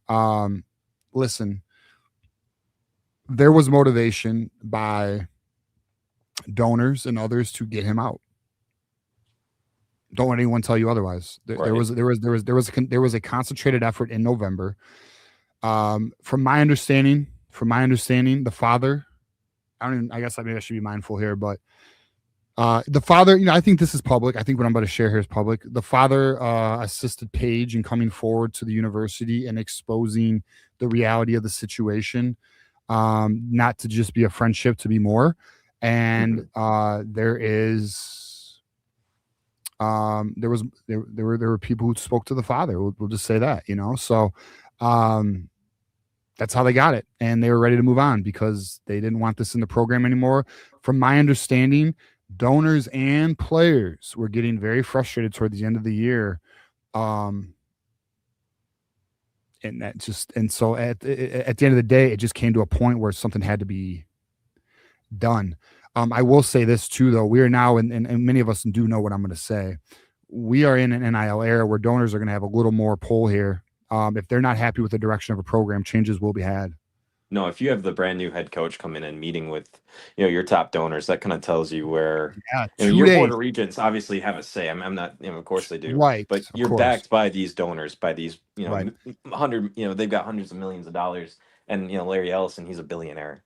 I mean, Right. you're gonna listen to what they have to say because they can make or break your organization regardless. Even if you're a blue blood team like Michigan is, and these players Yeah. should have respect for coming, and even just the opportunity to come and play for Michigan. But at the end of the day, it is still money that they want, and you're gonna listen to the people backing you, anyway. Yeah. So it tells you what kind of era we're in now, where your brand new head coach is meeting with your donors all week in Florida. I mean, I'm fine with it. I don't love it necessarily. I don't really enjoy if that's the way that things are really going, but if that's how they are, that's how they are. Nothing we can do about it. But Yeah. no, I was, when I saw that news, I was shocked, because it was just, I didn't think he was going to last long. I thought maybe another year, and we'll just have another maybe 9-3, 8-4, with losses to Ohio State, missed the playoffs with some other losses sprinkled in. But I was shocked to see that had actually happened, and then just the freak show that ended up happening afterwards with all the news that came out, especially hearing that he was arrested and everything. But I know, dude. That was, I mean, a bad situation made infinitely worse. I mean, it's like you could at least leave with your dignity, probably move down to like a MAC school or a Power 5. At least you're probably still coaching somewhere, but now you're untouchable. Yeah, I mean, right. Like if he would have just, I get what you're about. Yeah, I mean, if he would have just let it go, if he would have just let it go. Yeah. No, I mean, to your point though, yeah, bro, you would be one of the most sought after offensive line coaches in the nation. Yep. You could lie low for a year, maybe a year and a half, whatever, and then make your reemergence with some PR, and yeah, maybe even crawl your way back to a head coach one day somewhere else, like you had mentioned. But now you're done. You're never, more than likely, never coaching again. At least not for a very, very long time. He's on like a Connor Stallions plan right now, where he's got to let some time go by before someone gives him an opportunity. Yeah, it's fucked up. I mean, it's honestly terrible. But I mean, when what sucks is like I really am not a fan of ever piling on someone who's down. I don't like that. But I will especially when it's something like this where there's he's got a wife, at least for now, a wife. Right. But when you learn kids. about the extras behind the scenes, like Martindale. Yep. It's just like then you're like, bro, you were a fuckboy, dude. Like, so that's something I was going to ask you about. Yeah. So what did Wink Martindale tell you? I'm not sure how much you can get into it, but no, I was kidding. Wink Martin didn't tell us much. I'll say this: when we met Wink Martindale, I'll say this though, we were like, oh, we can't wait to see the defense next season and all this. And now maybe he was burnt out from a long day of work, or maybe he's used to just dealing with fans. I don't know. Although he came to us, like we were at a table and he literally he was taking pictures with other people, but he saw our Michigan gear and he literally walked to our table. It was pretty dope. But regardless, we were like, are you excited for next season? Like, what do you think about this defense? And I'll be honest, it was you can ask Maze Madman, you can ask anyone who was there. He was kind of like, we'll see, but now looking back on it, maybe it's like, well, maybe fucking, he was, because the Sherrone Morse shit apparently happened in February. The spring game was in April. So this has been going on for almost a year. Maybe Wink was like, and like, here's the thing too, is like, well, somebody would be like, well, why didn't Wink leave? Well, because he was the 5th highest paid defensive coordinator in all of football, including NFL. So why would he? At that point, you're so late in the, not the season, exactly. But, you're deep into, you're getting ready for camp and the upcoming season. Yeah. You're not going anywhere. Plus, everybody's pretty much got their people for next year. And plus, like you said, you're making so much money. But when the defensive coordinator answers a question like that, you're like, well, Yeah. well, shit. What are we looking at for the upcoming year? And then I don't know, man. It was a disappointing season. Obviously, it was better than last season at least, but I don't know. A lot of people pile on Wink, and I agree. He blitzed way too often. Yeah. But his defense kept us in, at least in my opinion, his defense kept us in a lot of games. Like that Oklahoma game. In my opinion, we should have won that game with a better head coach that maybe wasn't, his attention wasn't distracted somewhere else. I feel like that was a game that we could have won pretty if a few other things had gone our way. But his defense kept us in some games. Just like today, today the defense didn't play great, but I mean, up until about halfway through the third quarter, that was a game that we could have easily won if a couple other things went our way. But Bro, we had the lead. I mean, when did we lose that lead? Let's look. So we had 17-20. Shit, did we have the lead in the fourth? I don't even recall, but we had the no, lead. I don't think so, because the fourth quarter was a complete disaster all the way around, both offense and defense. I mean, those picks were horrible, but Yeah. no, I think it was about halfway through because we got that touchdown in the third, put us up back by 4, and then it was disaster after that. I'm not sure exactly what happened, but I mean, you're up by 4 against the Longhorns in the Citrus Bowl with only about a quarter and a half to play, and just the unraveling that we saw. I mean, those picks, yeah, that was kind of the key in that door. But your defense was playing okay for the most of the game. They allowed some big runs, which weren't great, and the pass coverage I was not the most happy with. They got some good blocks and broke some things up, but they were at least were keeping us alive in a game where I thought, yeah, I will put up. It'll be 20, maybe 21-40 something. It won't be good. Most of our points will come in garbage time, but they kept us in it. I was pretty shocked to see, oh, it's halftime, and we're still into it. Halfway I through the know. third, we're Well, still in it, and then here we go. No, well, Nick, that's a great point. I think a lot of us went into this game like, okay, well, at least we get another football game. We're hoping for the best, right? Fucking yeah. The way the team played though, we were in it. We were in the game. It was competitive. It was a physical game. But then towards the end, we fell apart. Unfortunately, the team just lost its composure. A couple questionable calls. Yeah, the targeting. That was targeting all the way through. I mean, when the defender, he can't even get back up. They had him. I saw they had him trying to ride that bike and he fell off. Bro. Like, no, that was a hard hit. I mean, that was definition you know what's targeting. crazy? But even before the Marlon Klein got knocked in the head, Bryce Underwood literally played that play so poorly. He literally telegraphed where the fuck that ball was going. No, he killed him. Essentially gave a suicide pass to Marlon Klein. That was a kamikaze. And it's like, Bryce, why are you throwing it 2 yards when you can fucking You run could it have for ran 5, it and probably got an additional 2 and bounced. Yeah, or 5. I mean, like, there was room. Yep. Like, Bryce needs to get that IQ, that awareness, that feel for the game. But you know what?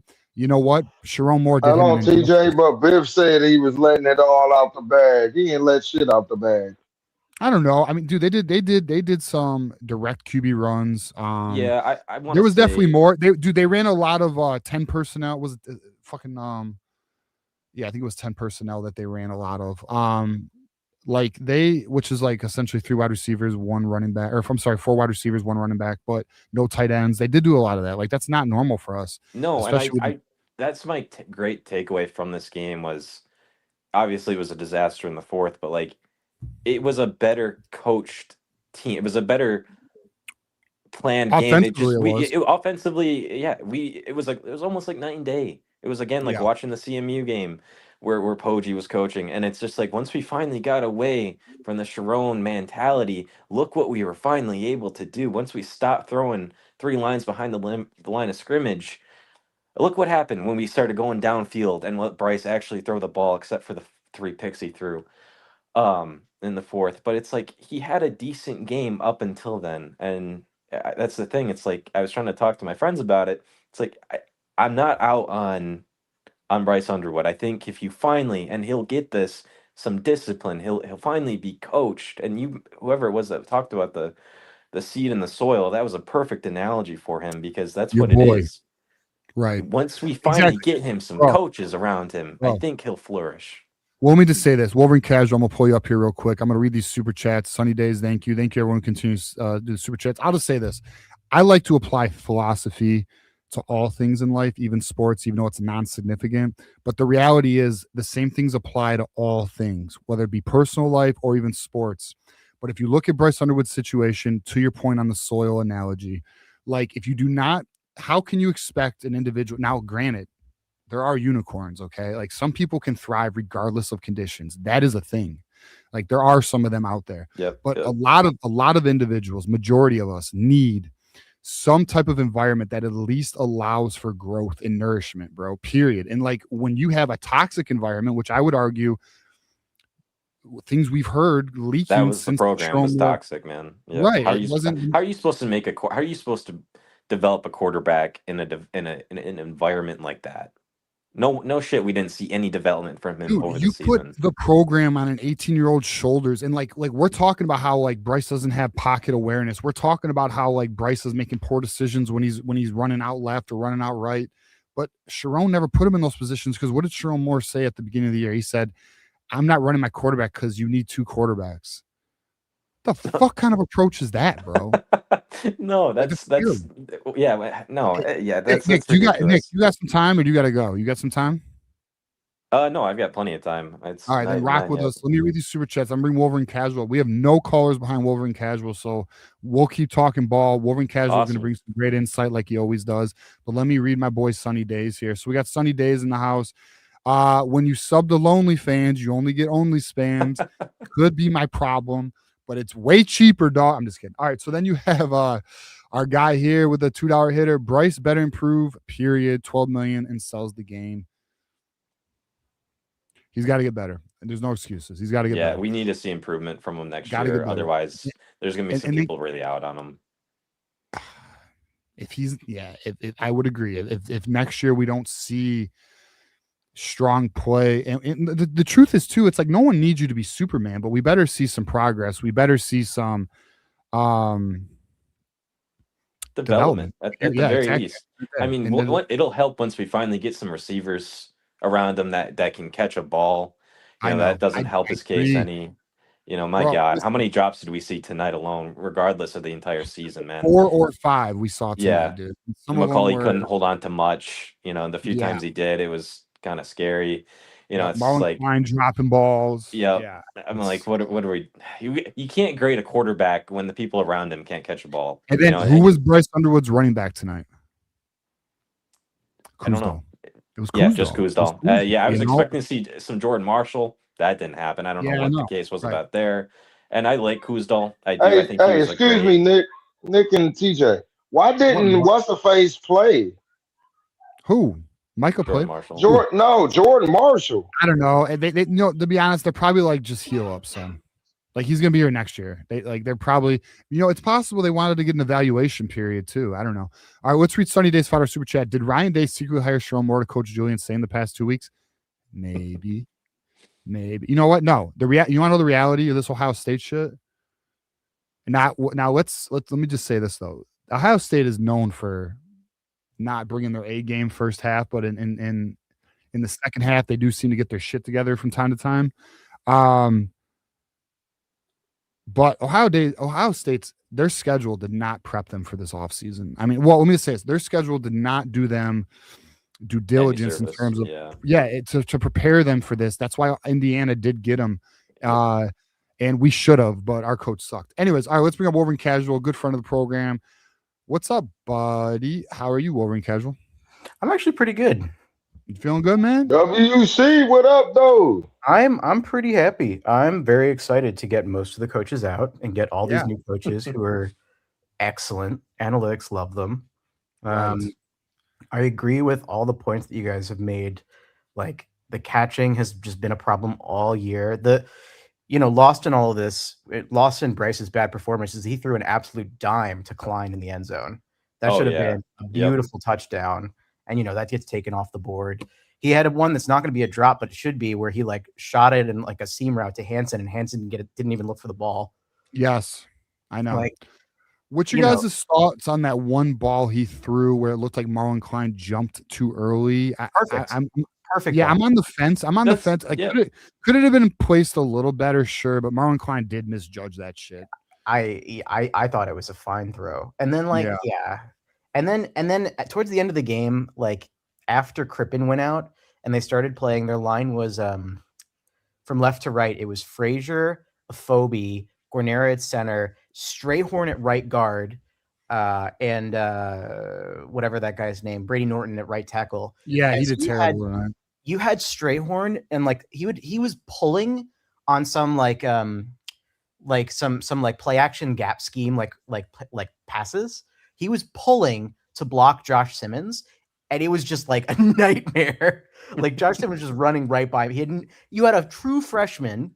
That's what I was gonna say. True freshman Right guard playing his first game against one of the best pass rushers in like college football, and like one of the hardest blocks to execute. I mean, it was a nightmare. And then I did feel like, I don't want to be a Bryce apologist because I agree with everything you guys are saying. Like, he really needs to progress, and someone needs to sit down with him and say, "Yo, this is unacceptable. I know we're paying you a lot of money, but like, you have to become us. We're not going to become you," or whatever Coach Witt said. He needs to be humbled a little bit. He needs Whittingham. He needs a Whittingham speech. I got you. Yeah, but I thought he played a lot better early, and then in the second half, the wheels really came off with the offensive line, and then he started throwing off his back foot. He started not planting his feet, and you just can't do that. But I mean, I could convince myself that there was some shit going down, basically, with the line. That I agree with. The offensive line in the fourth quarter was abysmal. I mean, how much time did he have before the edges were on him? We're bringing him down, or at the very least, like he felt them like to his left and right. Oh yeah, so I mean, yeah. So a little better, more experienced quarterback. At least do a little bit better there. Yeah, and you can't have efficient QB play behind an offensive line that doesn't exist essentially. Because I mean, that was horrible in the fourth quarter. I don't know what happened.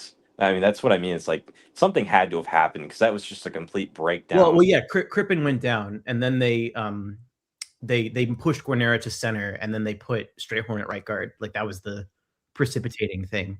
So they started playing a true freshman in the end of the third quarter. That makes sense then. I mean, that makes a lot more sense because that was just unacceptable all the way through. Yeah, it just fell apart. But otherwise, I mean, the people that Witt's bringing in, like Jay Hill, is an incredibly efficient defensive coordinator with like the talent that he has. I made those graphs for him. He's superb. Jason Beck, very similar, like tremendous.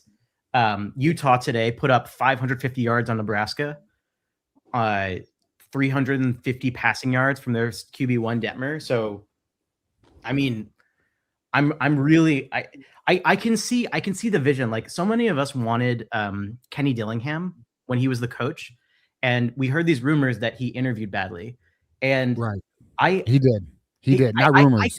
I kind of get it in retrospect. If Kenny Dillingham went and said, and the search committee said, like, first of all, I do not like Ward Manuel. Irrespective of him making what I think is a good hire with Whittingham and a fantastic hire with Dusty May, I still think he should be fired. I just I think he's gone regardless. But But if Kenny went to the interview and they said, okay, what's your vision for the program? And he was like, oh yeah, I'll just import my entire ASU staff. And then they interview Whittingham. And he's like, okay, I'm going to actually take the best coordinator from BYU, the best coordinator from Utah, the best position coach from one of the best linebackers in the nation from Iowa. Right. Yeah. Right. I would be sold on. I'd be like, okay, that staff with you, I would take that. And you know what else? You know what else fucking sold them? Probably that he was like, it's about the team and not them. Like this whole like I'll be honest, like to say that in your press conference, like you're setting the bar and the standard like off rip. I watched the press conference and I did think it was a good press conference, but even I was like, ooh, the recruits, man. Like if you're gonna have this mentality of like, because that's old school, bro. Like if you are going to adapt to the team, we are not going to adapt to you. Like I'm gonna tell you right now, there are kids and there are parents who don't want to hear that. Oh, absolutely. I think it'll be. That said, that is how you build a team culture, though. And I'm excited. I mean, listen, I think K1 DeBoer would have been the best choice if we could do one, right? If we could have best choice, I think out of realistic options. I agree K1 DeBoer, with you, but I think Kyle Whittingham is really good. Really good. Yeah, I think he'll be a fantastic runner-up, and who knows, he might just blow away our expectations too. I mean, do you think Michigan was? I mean, there was never a world in which they were probably going to wait until Alabama gets demolished by Indiana. But I mean, do you think there was a chance? Do you think there were still people that were trying to, persuade some to wait to see the outcome of that game that really did want DeBoer? Yes. Or do you think most people were just fully on board to just get this done with? No, they were there was definitely a contingent at Michigan who wanted to wait for the Indiana-Alabama game, but because of Biff Poggi's media tour, they decided to act now. That's why that shit happened Christmas Day, boys. Think about, like, I really don't like that plan. Like, I agree with you that DeBoer would have been in my personal ranking. I would have gone, if you could get Whittingham 10 or 15 years ago, I would say that's my top one coach. Sure. And then I would say DeBoer. I'll say this though, Wolverine Casual to counter. By the way, Nick, Wolverine Casual, Marmar, I appreciate you guys on here with me. Good discussion right now. But to counter Wolverine, 10, 15 years ago, Whittingham, I think now is actually perfect because I think Whittingham is well aware of NIL, and he even says himself, like, it's going to keep changing. This is not done. He mentioned that, right? But here's the thing. He's got 5 years. I think Whittingham is willing to adapt at a level he's never has because he's at a school with resources he's never had, and he knows he has 5 years to get this done. And he is, like, I assure you, like, I cannot stress this enough, and I really don't think this is being talked about enough. Like, I see Michigan media. I don't see this being talked about enough.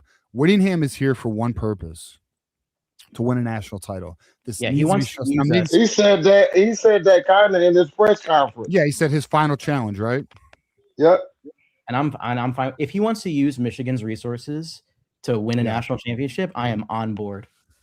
That's a really good point. I just can't get out of my head the negative recruiting for like the 2028 class. And who cares? They're going to be, Yes. Okay. So we're in casual. So to your point, you're saying like the 28 kids will be like, oh, well, Whittingham won't be there for your whole career. Is that what you're saying? Yeah. I mean, it's unlikely, or at the very least, they'll have people in their ear telling them they won't be. Yeah. I mean, listen, there's no doubt that is the one, like even our rivals who absolutely hate us. They could not say one thing negative about this. They could not say one thing negative about this except his age. I know. It's not much of a point. No. It's so funny. You've got intrinsic value on Twitter attacking Mormons. He's going at Mormons. He's just like, is he? Yeah, he's just attacking Mormonism. Like it's crazy. It's very funny how much.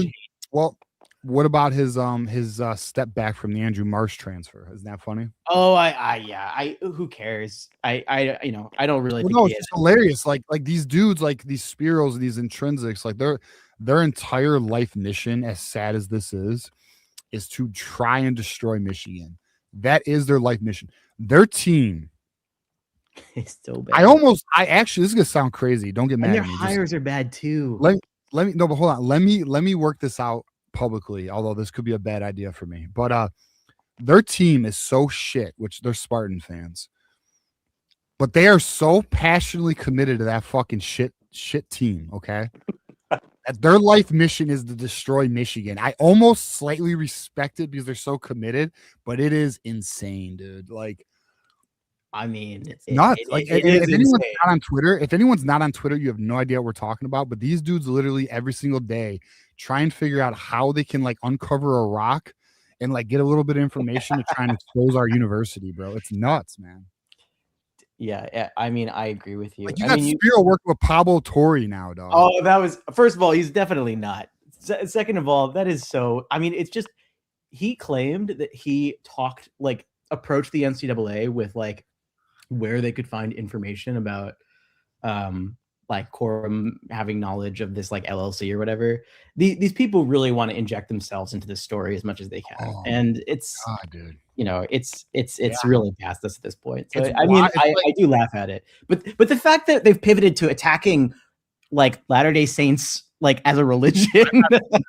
I've not seen this, but I mean, I'm not surprised they are that. Oh, dude, it's crazy. He's like engaging with just like unrelated to Michigan, just like Mormons on Twitter. Anyway. We got a guy here with the $5 super chat. Thank you very much. Just a reminder, Justin Spiro is a Sandusky apologist and threw a fake beauty pageant to land his future wife. Is this true? What? There's some. I don't know. I've heard the Sandusky stuff before. I think I have heard that the fake beauty pageant. I am out the loop. Fill your boy in. I'm curious on this.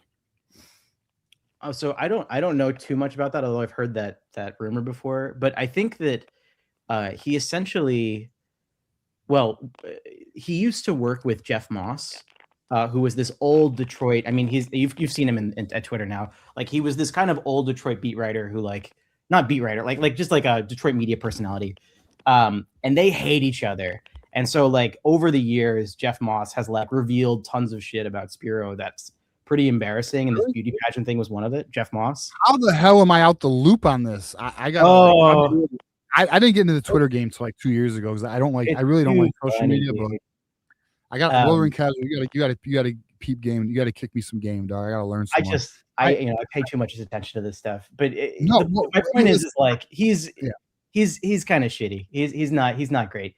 I mean, it doesn't make sense. Wolverine casual, like in my opinion. Listen, at the end of the day, do fucking them. Like walk your own path. But like, what I don't get is why are they so obsessively committed to like trying to tear down? Like, it's an inferiority complex. Who gives a fuck? Obviously. Like, listen, I don't like Ohio State, but like, I'm not not here to find skeletons. And although somebody be like, what about Joey? Whatever. I don't want to get into it. But student athlete won. But there's no. I mean, that's who it was. I'm not. I don't care enough to like continue that whole. Yeah, me either. I don't give a shit. Exactly though. Exactly what we're in casual. I don't give enough shits to continue that narrative, even though there's a bunch of smoke and a bunch of connecting things that aren't even public. I'm much more interested in what Michigan's going to do with these new coaches. Right. At the end of the day, bro, I'm focused on us. Like, like we got a lot of like respectfully, and I know you guys know what I'm about to say. Like, and I find it weird, but I do find it interesting. A lot of Buckeyes will watch a lot of Michigan content. I don't got time to watch Ohio State content, bro. Like, who the fuck? And like, I'm not trying to shit on nobody. Like, and especially if you watch our content, that's cool. And I know there's a lot of Buckeyes who actually enjoy it. They say we're entertaining and all that. But like, point being is, my day goes like this. Like, I don't have time. Like, how does anyone have time to like? Hey, TJ. TJ, Wolverine casual Nichols. So could this be the downfall of the Buckeyes, bro? They just missed a field goal. Are you watching the game? I have not had it on. Yeah, it's 14-0. They're always missing field goals, though. You know what I'm saying? Are you surprised by this? What happened to Miami on their drive? At ESPN. What happened on Miami's drive that they were in the red zone? Did they just miss a field goal? What happened? Nah, they blew it. They went for it on 4th and 2. I thought that they converted that. Oh shit!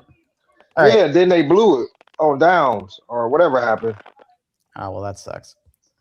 No, I think 14-0 is not enough. I think Ohio State makes excellent second half adjustments. Yes, I would. I'm not. But they didn't shut down though. Yeah, saying look terrible. Yeah, but they make second. I mean, one thing I will say is you've got Ryan Day calling plays for the first time.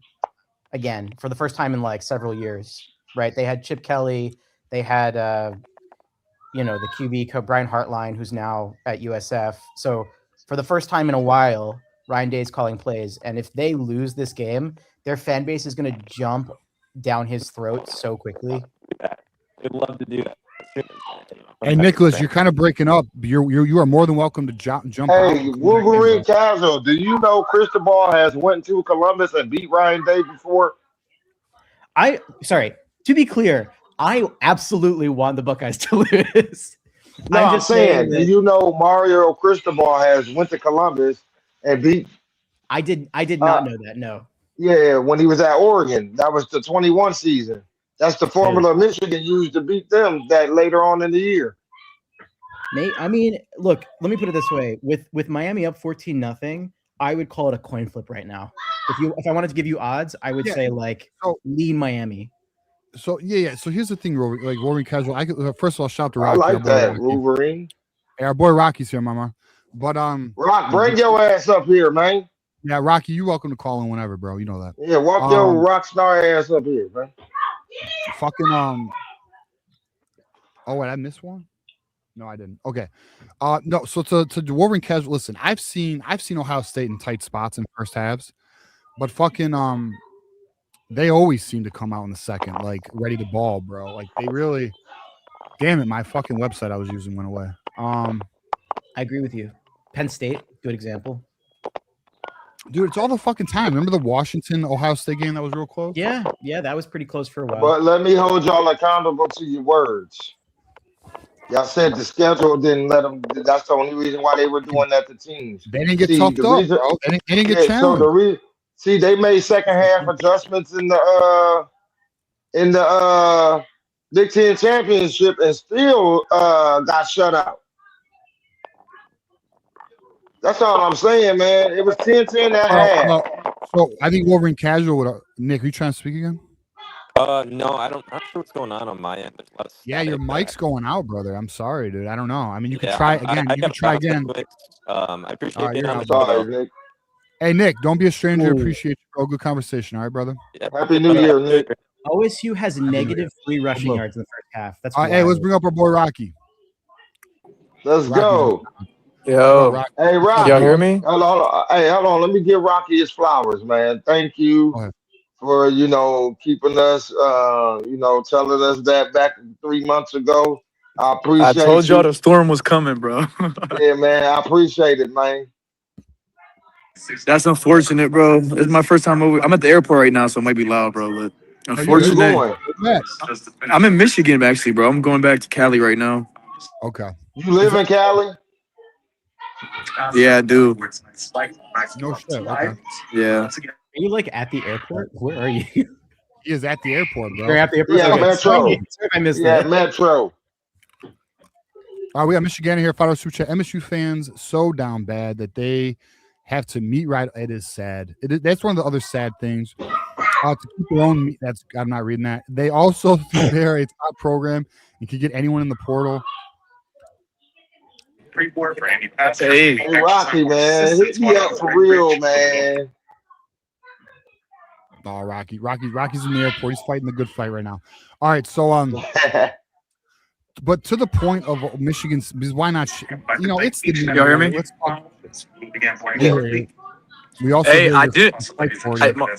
My fault, bro. Just real quick, I want to know what you guys think about the game, bro. How you feel about Bryce after? That's what I want to hear real quick. Like, I missed it. I didn't get to catch the post. You're good. All right, we'll hit on that again. So Bryce, all right, dude, look, here's the reality about Bryce, right? Bryce has to lock in this offseason. Bryce, I'm actually probably going to make a special one-off video. I'm going to go in respectfully, not in, but we need Black Mamba mentality this offseason. We need all in, fuck everybody, him against the world mentality. He needs to take this offseason very personal, very serious, because the reality is, as talented and as gifted as he is, which he does have this, there's a lot of areas he needs to improve on. And then Michigan needs to, on their end, handle their responsibility by putting him in the best environment possible for him to thrive. If you're going to make a $12 million investment, you better invest around it. And that's just the reality. I think Michigan will, by the way. And I'm not just saying that because there's no reason to say that. I'm saying that because there is reason to say that. It does appear Michigan's willing to invest. But at the end of the day, Bryce played well until the end of the third quarter into the end of the game. He was actually playing pretty good. Attempts to completion, 2 touchdowns, no interceptions. He had a rushing touchdown as well. He was playing well, but then it appeared he lost composure. Because he was talking let's think about this, boys. Wolverine Casual, interested to get your take on this as well. Notice when things started getting real physical, which was not the issue. Then Underwood was starting to talk shit. We saw Underwood jabbing at the opponents. Well, after that started happening, Same drive he threw a pick. That same exact drive. Right. And that's and to the individual who mentioned Tom Brady. I mean, Tom Brady really does need to fucking grab this kid over for a couple weekends and be like, listen, we're in Brady QB school right now, and we're gonna lock in. And Brady needs to teach this kid to lock in.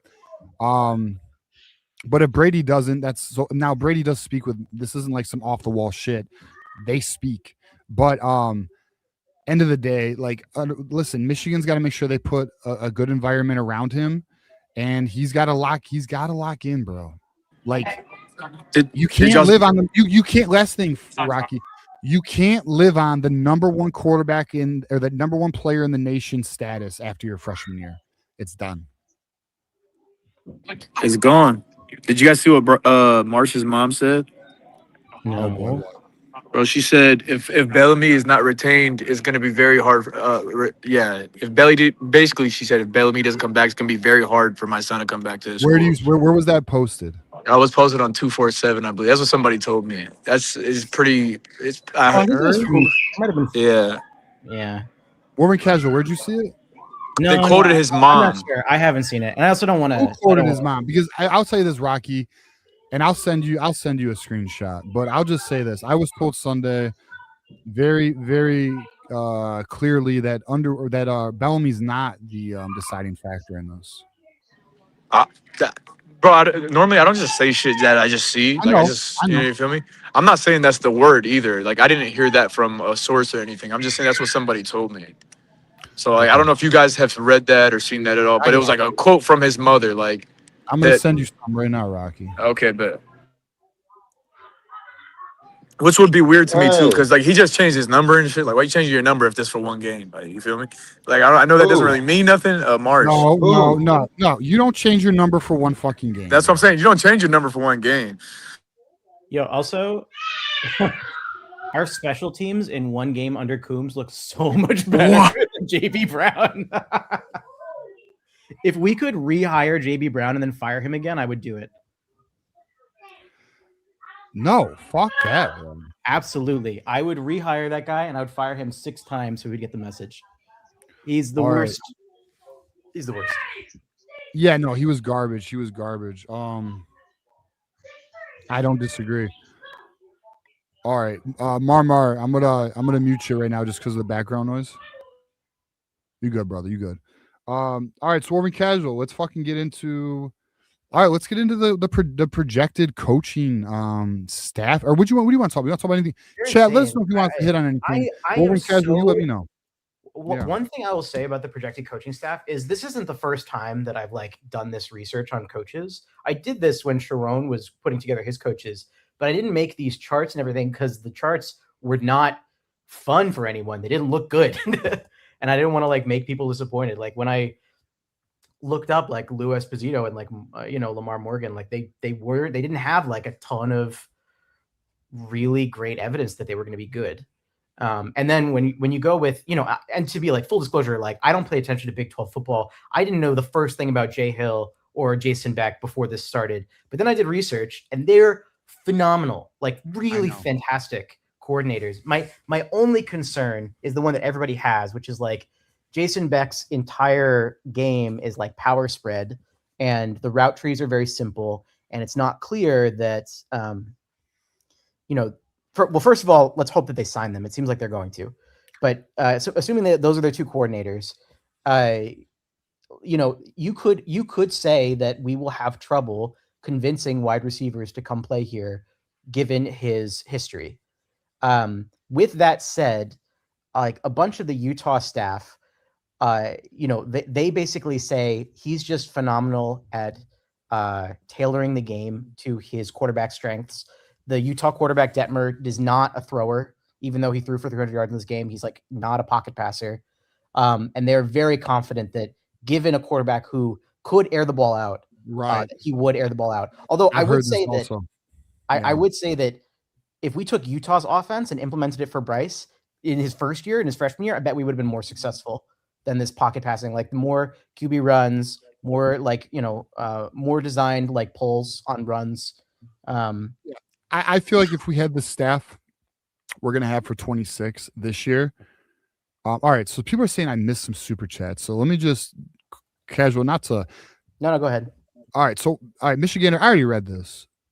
You're saying, let me know if there's something else I missed. 89 Dr. Funk, did I miss these? Oh, I'm sorry, I did miss this. Hold on. 89 Dr. Funk, Fire Super Chat. Is it me or does Ward look like? By the way, if I ever miss a super chat, please let me know. But I assure you, that's not our intent.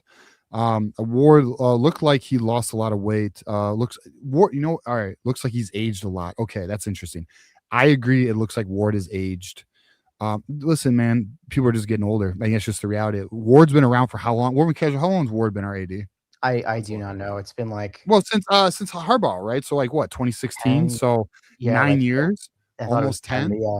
Yeah. So I mean, that's one of the reasons. And you never know these days with Ozempic, but I ain't here to knock nobody who's doing their best to improve themselves. There are so many things to like get on his ass about. Like he did so many things wrong.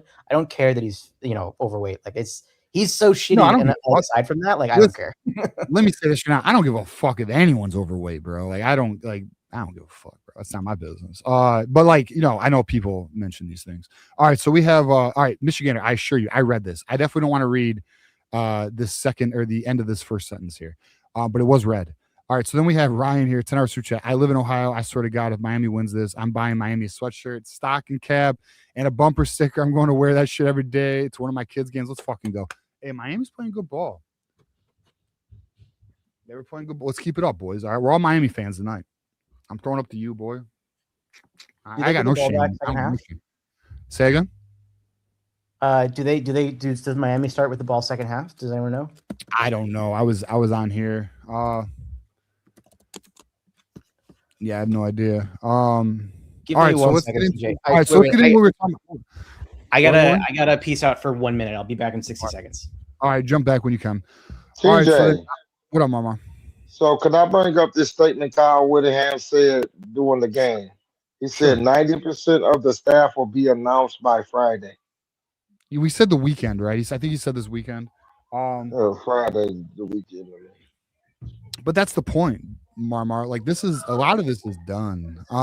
That's why what's funny is like the coordinators, by the way, Jason Beck, Jay Hill. I know Utah's making last attempts. I know BY's making last attempts. But the reality is, like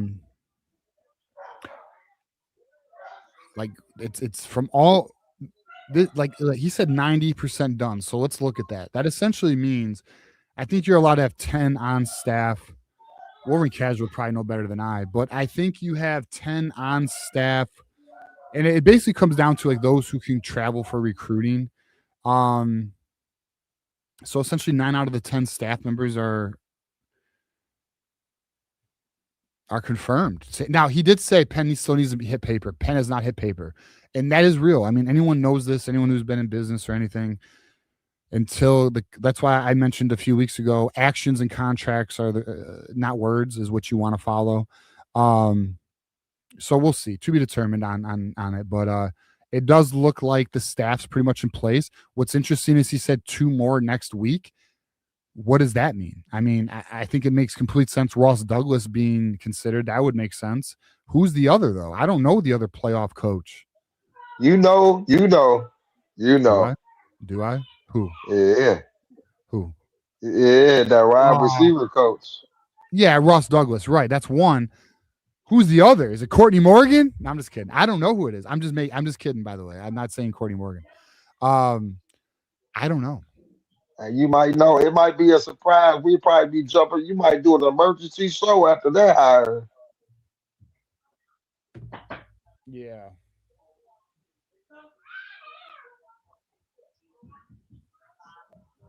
Yeah, we'll see.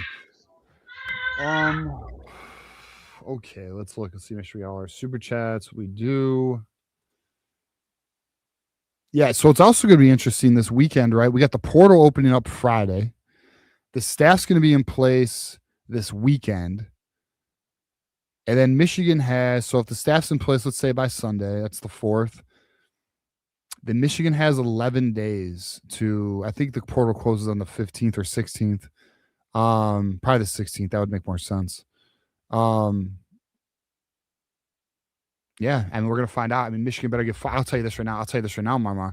If Michigan is not aggressive, and by the way, call lines are wide open. Whoever wants to call in, you'll be up. But in your belief, we are got they 45 going to more be minutes of the aggressive? show, boys. Huh? In your belief, will they be aggressive? Yes, because that's been the word since October. So now that you got Sharon Moore up, they willing to come forth because, like you said earlier, that listen. so Donors did not want to first. spend. Yeah, donors didn't want to spend. Donors did not want to commit any more than was already committed. If Sharon was going to remain head coach, if there was going to be a new head coach, they were willing to commit more. There's a new head coach. He's been meeting with donors all week. Yes, I would say it's fair to. Again, I don't know that. I'll be real. What kind of conversation would you think? You don't want to ask people too many questions because you don't want to overstay your welcome. So I've not reached out on follow-ups in that meeting, huh? No, so in the meetings with Kyle were meeting with the donors. He's basically telling them what he needed. I think, and again, assumption here, but yes, I think the reality is, like, for example, the Ellisons, like, it is known the Ellisons, Jolynn wants to win national titles. Like, that's why they're doing this. They're not doing this because it's for not. Like, they want titles. Kyle Whittingham's here to win a title. It's not just to coach and then retire. It's to win a title. Now, my opinion is they met, they discussed the goals, and then they figured out how do we achieve it. And I'm quite confident that was all discussed. Now, granted, that is assumption, but that is what you would discuss. So, I mean, I don't see why I wouldn't. Again, I'll tell you this right now. Here's your indicator. All you need to know how well this meeting went. And I know this for a fact.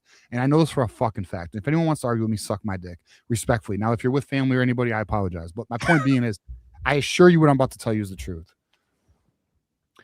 Underwood and Marsh is retained. And especially Marsh, then I assure you the donors are giving Michigan what they need to succeed. I assure you that the donors are willing to be aggressive because Marsh right now, his agent has been shopping. Okay. So, and it is money is a factor. Money is definitely a factor right now. So, and it's not, which is why I'm interested because somebody just mentioned that the whole Ron Bellamy, I think it was Rocky, our guy Rocky, who we love, Rocky. He mentioned the whole Ron Bellamy. Well, I was told the opposite. I was told that Ron Bellamy is not the factor people think he is. And I was told that again by somebody I assure many of you would say, oh, well, that's a good source. And I also just like the coaching on this team across all of the most of the position groups has been so subpar. Like, you can look at the line rotation on the defensive line or the jumping off sides, which happened again today and then almost happened twice. Right. The linebacker room, like I think that they just their ability to like drop into zone coverage and like appropriately play zones is terrible. The safety play has not been that good. And again, the rotations are crazy on all of these levels. The tight end room has not progressed like I'd want.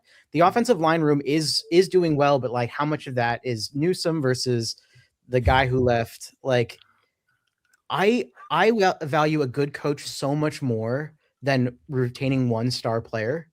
And I would say that like recruiting is kind of overrated as a ability. Like someone being a good recruiter. Being a good recruiter is having a lot of money. Unless you're like an asshole, if you have enough money to like make the right bids, yeah, you'll lose out on some people because they feel, but like the discount that a player is going to get you, like the really high quality players, it's not going to be like more than if someone comes in offering $100,000 more than someone else, it doesn't matter how likable you are. They're going to go with the money like 90% of the time. So get me the people that can coach, get me the hard asses that are going to build the team culture, get me the guys who are not going to like bullshit recruits and say, oh yeah, you're my number one boy. And I'm going to, you're going to be the star player. And we're going to promise you XYZ snaps as a freshman, because I can't think of any other reason why we do some of these rotations. Get me the coaches, get me the money, and the rest will take care of itself. Yeah. So to your point, you're right. Especially in the beginning, Wolverine Casual, it does appear that a lot of these kids, not all of these kids, but a lot of these kids are taking the highest bid, regardless of schematic fit, regardless of location, regardless of positional coach. And that's one of the challenges. And then it appears after like freshman, sophomore year, some of these kids are like, oh, I need to go somewhere where I can be developed, because they realize they're not in a good spot. Or, that's why a lot of these kids are they jump in the transfer portal, bro. Look at how many look at how many jump in the transfer portal now. I mean, like here's one I'll give you that's interesting. Look at Darius Clemens right now. Is he in the transfer portal again? He just from Oregon State. He left Michigan, jumped in transfer portal, went to Oregon State. He's from Oregon. Yeah. Well, did you see there was actually a really fascinating CBS article today that gave numbers for what transfer? Yes. That was fascinating. Let's talk about it. Wolverine Casual. That's a great conversation because a lot of people have no idea what you're talking about. It's way more than I thought. It talked about the high end of players. It talked about the average. Let's see if I can find it. That's a great article. Yeah, it's a really good chart to show. I mean, it was really fascinating. The way that they got the information, because like none of this information is public, is they interviewed a bunch of agents and GMs, which was smart because if you just interview agents, they're obviously going to inflate the numbers because they want to push the market up. But talking to the GMs, it kind of like it made it a little bit more reasonable, and the numbers were crazy. Like, so I can see why. Like, if you're a college football player, like let's say you're a John Mateer or something, you're probably like a lot of college football players, really good college football players, are not going to make it in the NFL. And if they're not going to make it in the NFL, of course I would take $300,000 more in my pocket by the end of my college career, even if I'm not a good fit or whatever. Like, I just think money is king in this industry right now, and especially when, let me rephrase, money is king in this industry when it's so much money. Like if we're talking about the difference between like $50,000 and $80,000, yeah, take your shot on being developed in the right place and try to get to the NFL. If you're talking about the difference between $100,000 and $400,000, take the money. Like, Jesus, you're probably not going to make it in the pros anyway. And if the numbers that they're reporting are real. Right. So here they are. So here's what this. So I after talking to collectives and agents. So actually, sorry. Can I? If you go, if you scroll up a little bit, there's I would go here. Oh, down a little bit. There's a red link that says CBS Sports. Down a little bit. Right below, right below. Yeah, right there. Click on that. It's the real. I think it's the real article, and they have a graph of it. It's a lot better. It's like a lot easier to digest. Well, I would agree, but it might not be for the viewers because it's small. Okay. All right. Never mind then. We could just go through the numbers. Yeah. Oh shit! My bad. I didn't even realize you guys weren't even looking at that. Okay, so the graph is very so. Like for example, here's the graph. I don't know if that's. If you click on it, it doesn't expand. All right, that's fine. Let's see. No, it doesn't. All right. So we'll just do this one by one. So quarterback, high-end quarterbacks are $3.5 million. Well, guess how much Bryce Underwood's getting? 3 on the dot, right? I think it's 3.5. From my understanding. Okay, so then the average guys is 1.5 million. Now remember, if y'all remember watching our show, like remember the Wolverine Casual, I don't know if you were watching, but remember the quarterback who went to Wisconsin from Maryland, who Michigan was interested in to be Billy Edwards. Billy Edwards. Yeah. Wolverine Casual, are you aware of what they gave Billy Edwards? No, I don't know. $1 million. Okay. That's crazy. And I mean, he played like 8 snaps and wasn't that good when he played. That's right. At Maryland. Let me show y'all what $1 million gets you. Y'all ready? Oh God, please. Right there. That's what $1 million gets you. That's what $1 million will get you, ladies and gentlemen. And now on top of the luxury tax that comes with the transfer portal as well, right? Because whatever money that they're getting from whatever's being paid out of the rev share, they have to pay the amount that's promised to them, 10%, like the 10% of that, just to like buy them out of their contract. So it's even more expensive than the money that they're getting for the school itself. Yeah. All right. So then we have the running back here. So running back is high end $1 million. Average is 400,000 to 700,000. Low end's $250,000. Wide receiver, and this is where Michigan does need to step the fuck up. I had a very interesting conversation with somebody, and they essentially said, if Michigan wants wide receivers, it's going to come down to money. It's not necessarily what many think. Many think like, oh, Michigan's got to show that it's a receiver friendly offense. I mean, sure, I'm not going to say that doesn't help, but the reality is, and this is how the individual presented it to me. It's chicken or the egg. Okay, sure, you can show an offense that's more favorable to wide receivers, sure. But the reality is, you put the money up, you'll get the wide receivers, and that's just the reality. Michigan must be aggressive here. Hopefully, this portal they are, because wide receivers are getting $1 million to $2 million. The average is $500,000 to $800,000. Low end. Imagine being a receiver, boys. Low end, $300K to $500,000. Tight end, $600K to $800K. Low end is $200 to $300. This is interesting. I think offensive tackle, your high ends are at $1 million. The average is. I think that's just like greater than $1 million. It's got to be a lot higher than that. Sure. Well, let me tell you this. Well, I'll say. Well, we know this for a fact with my guy who went to Miami. What was his name? Was it Jason Cantwell? Yeah. Jason Cantwell. We know he got close to. I believe it was close to $3 million from Miami. Yeah. I think for some of these, they like because they're taking these numbers from interviews. So I think they're just getting some interviews where they're like, oh, it's going to be well over $1 million, and then they have to report, like they report it in that way, even when they could be like $3 million.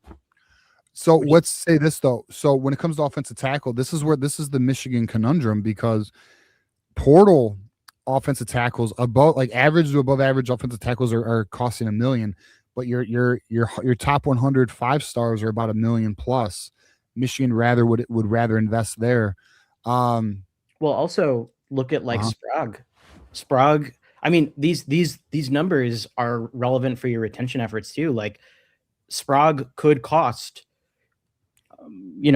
let's say $500,000. He's a good offensive tackle with high upside as a sophomore. Like, so that's a lot of money on your salary cap. So, like these like, it's like these numbers are relevant for transfer portal for sure. But like, because it's a unrestricted free agency, essentially, it's also just like how much you have to pay your guys to keep them, unless they're giving you a hometown discount. So I don't know. Right.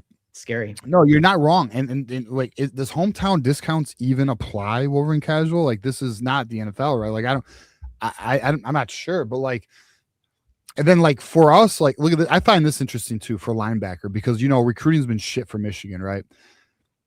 Yeah, linebackers are. So from my understanding, Michigan is unwilling. What, Mama? Sorry, TJ and Casual. So say 10 years from now, only the strong schools with the most money gonna survive this. Yeah, probably 100%. Unless something, because some schools might go bankrupt doing this.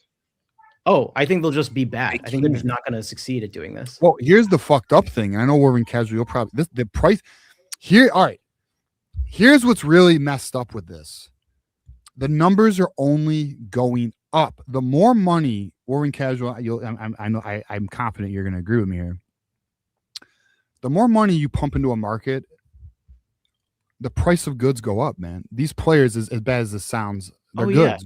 Right? They are a product, and every new person sets the market. It's the same way in the NFL. Like every new QB contract, you see like the mega QBs, like the top 10 quarterbacks, right? And every time one of them ends their contract, they're re-signed, and they are the highest paid quarterback, even though they're the 7th ranked quarterback, and it just resets the market. So like, yeah, like these numbers, they're saying the GMs are saying these numbers are double what they were last year. The costs have doubled. So like last year, you could have gotten take that, boy. Miami players got laid out. Take that. Or Ohio State players. He hit the Badooks up out of that man. I'm not watching the game, so I have no idea what's going on. Interception. But no, you're not wrong, Wolverine Casual. Exactly. And well, here's the thing too, is now you have these private equity firms trying to get into college football. That's only going to raise the price. It's going to be crazy. It's going to be crazy. All right, let's bring up. We got a half hour here. To both of y'all. So what I just asked y'all, only the strong schools going to survive this. Yes, dude. Listen, here's the reality: the landscape of college football is going to change. You're going to see a super league at some point. This is going to get crazy. Wolverine Casual, I'm sure you're aware. Well, I'm sure you're aware, but like apparently the NCAA essentially wants things to be chaos, so somebody steps in because they can't control it. I mean, they're useless. They're useless. So it's where we are. But all right, we are at a half hour. Let's bring up another caller here. We got 2 callers on the line. These will be our final 2 callers of the night. Wolverine Casual, you can rock with us. You're fine. Marmar, you can rock with us. Let's bring up our guy Sandman Prime. How we doing, buddy? You are muted, my friend. There you go. Oh shit! Watching the game with my guys, and I mean, they put up a Herculean effort. I wish they would have. I wish that effort would have been in the season, because I mean, going forward on 4th down, like they were just they played like they really wanted that game. You know what I mean? But to your point. To your point, some of those 4th down calls and the 4th down calls were great. Yeah. Like that ain't easy. Like we kind of made it look easy. We made a lot of those short yardage plays look easy. That ain't easy. And so, like, you know, I'm ready for the Kyle Whittingham. I was looking. I couldn't wait to talk to you anyway, because I was gonna send you a message saying, did you hear anything about Jay Hill, I guess, turning down Kyle Whittingham to stay at BYU? Yeah, so the reason why that's circulated so heavy, Wolverine Casual again, let me know if you've heard differently. Are you seen differently? I think he's going to Michigan, but yeah, go ahead. It was essentially circulated because the lockdown Big 12 guy said that BYU was going to make an attempt, or not make an attempt, but was going to, retain Jay Hill. But I'm here to let y'all know Jay Hill's been contacting positional coaches to join his staff in Michigan. Oh, so he's already trying to build his staff. Like, so now listen, to Whittingham's point, nothing's official till it's on a dotted line. Sure. But to Whittingham, like we heard him today on the telecast, 90% of his staff is done. Jay Hill's a part of that. And to me, when we were talking the last time, I was looking at, I watched the video y'all made, I want to say a couple of days ago, like y'all had your list of coaches. Yeah. And you made a great point. And that's the reason why I really wanted to tell you, this is why I respect you, because you make great points. You said that, he had top 40 talent and made him a top 20 defense, right? Imagine what he could do with Titan Davis, Melo, CM, I call him, and Tariq the Freak. I'm coining that right now. Tariq the Freak Barney and Vallejo. I think that defensive line is going to be nasty. Yeah, and then you also, let's not forget Nate Marshall's in this thing as well, who's a top 50 end player who's a freshman right now. I mean, like, right, to your point, and thank you, Wolverine Casual, for putting in the legwork all off season, building these charts with their recruiting rankings and their production rankings, and us seeing the reality of this coaching staff that's being assembled, which is essentially a coaching staff. You out, Mama? I was just raising my hand. Go on. No, go ahead. All right. So to Wolverine Casual's point, though, like if you look at the staff, and Wolverine Casual can obviously speak to this better than myself, but the reality is we have a developmental staff that has done more with less, and now they're about to have more. So what do they do with that? Like, what do you do with top 12 talent? What do you do with top 10 I just talent? want to say, ooh, that is trouble. And then let me throw something in there to all 3 of y'all. Listen. So you remember how Dusty May built his basketball team? He took the guy from St. Mary's. They dogs. They always dogs. They still dogs. St. Mary's is tough in basketball. Then they took the head coach from the guy that recruited Cade Cunningham, who was Cade Cunningham's coach. Yes. And brought him to Michigan. Yes, you're right. Yeah. Yeah, and then to be the defensive guy. And then they got some other people from big schools and build this, that, and nobody is going to leave Dusty May because they love working for that man. So that's what I'm picturing. What's going on with Kyle Whittingham? They have found their Dusty May for the football team, and they putting together this staff to develop these young men, but at the same level that he was doing at Utah, but at Michigan, that's going to be crazy. Because I'm gonna tell you like this. Imagine this: the women basketball team that almost got cheated the other night. Oh, the men's basketball team, the hockey team, and the football team all being top 10. The hockey team's number one. The basketball team should be number one. The women's team, I think, is 6th right now. The football team's going to be top 10, I assure you. I mean, to me, I think the only positions that I really want to see like improved upon would be linebacker. You know, we need. I mean, because if we got a good D line, the second level of defense is the linebackers, and if we can get some like sideline to sideline linebackers that can drop in coverage, but also can blitz and be put on the aisle with a slot receiver, I'll feel happy about. And we got to get somebody. We got to get receivers. I don't care if you got a queen. We need a Brinks truck to Coleman's house right now, like yesterday. You know what I'm saying? Because my thing is the one thing that all these recruits are they need to understand and pay attention to is, yeah, the transfer portal's fun and the money that these colleges throw at you is fun. But what happens when you get to the NFL? You can't just be like, oh, I'm gonna be a free agent because my head coach got fired. You're on a contract. And so to me, I think NCAA do need to, hey, if you give it money, you know what I'm saying, you gotta, if this is a business, you're trying to make it a business, then you know, people need to be, if you put on the dotted line that you're gonna be at this school, you gotta be at this school for this amount. Or you're giving the money back. Well, here's the problem.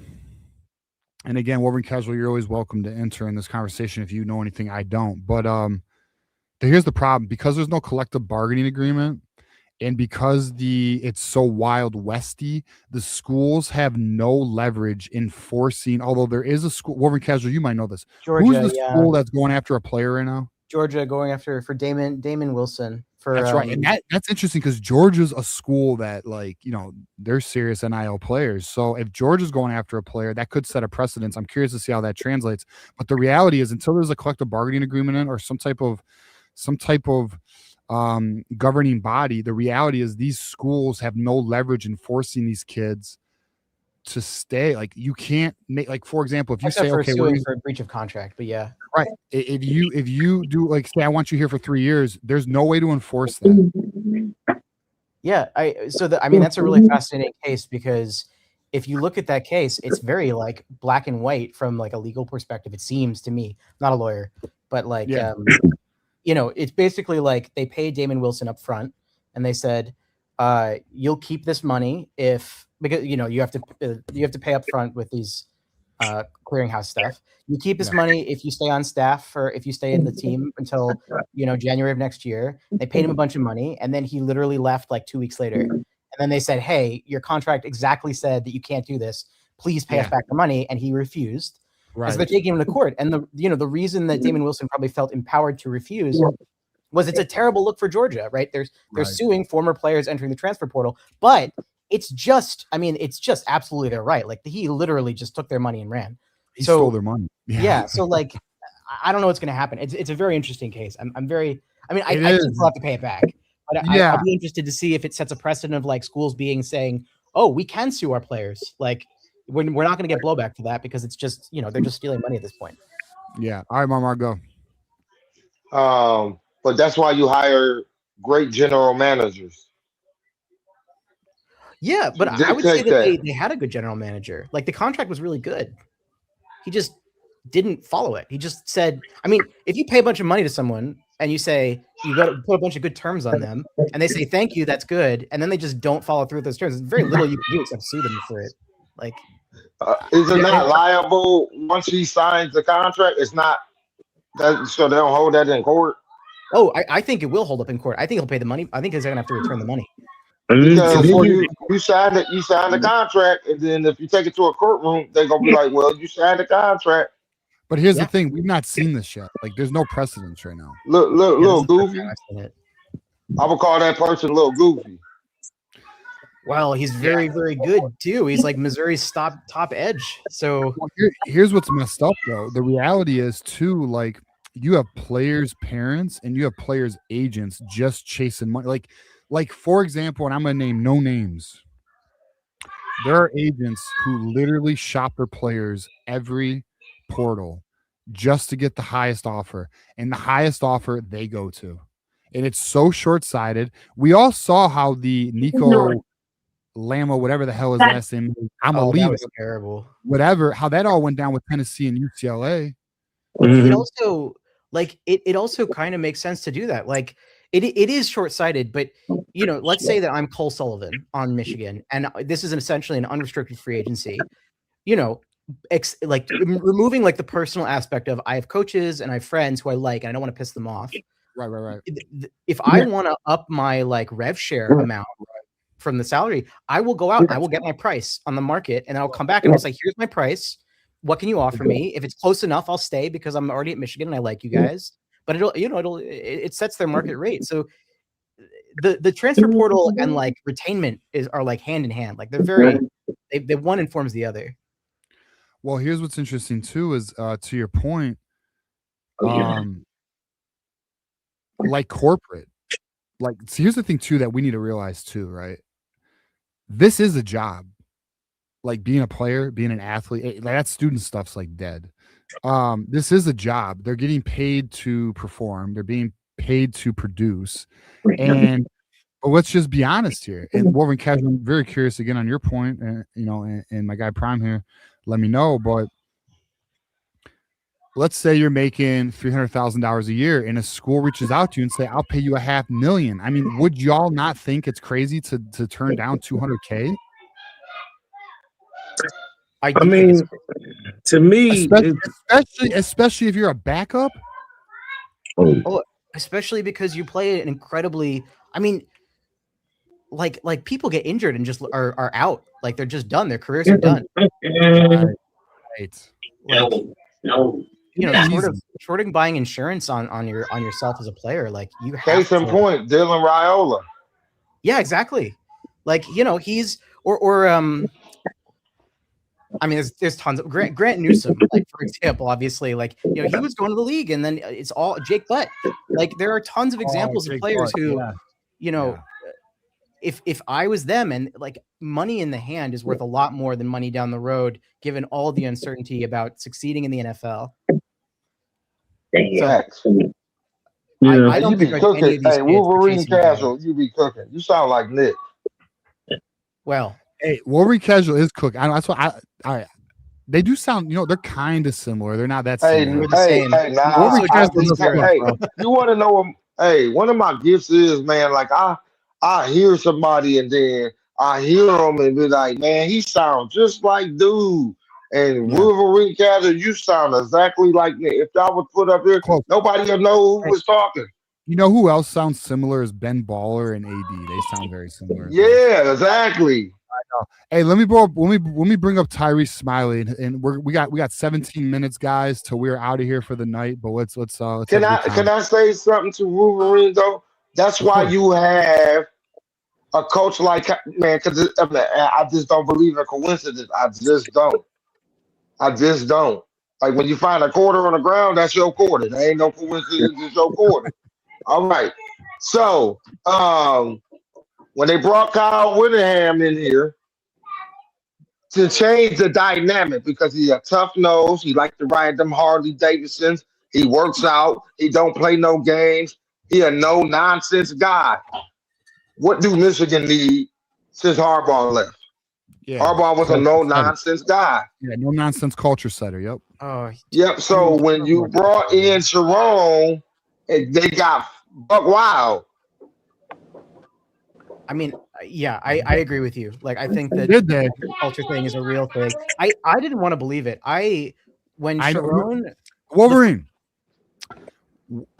we have no. I think there's zero issue us discussing any of our conversations. We were talking about this before this shit went public, right? Yeah.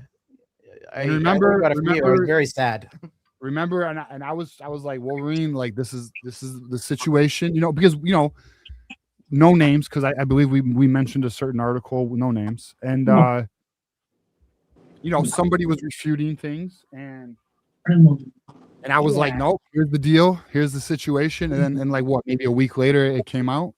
Yeah, it was very sad. Like, yeah, I know, because you told me, you were like, if you don't mind, you were no, it's fine. I'm happy out, we can talk about it. It's fine. Well, I'll just say, like, you were like, it just bums you out, like, because Yeah, like, it's sad. Hello, I know why it bums you out. I know why it bums you out, because like I told TJ the other day on the phone, I said, no disrespect to the Michigan fans that grew up in Michigan, but the ones that grew up in Michigan, we are connected to that state like no other.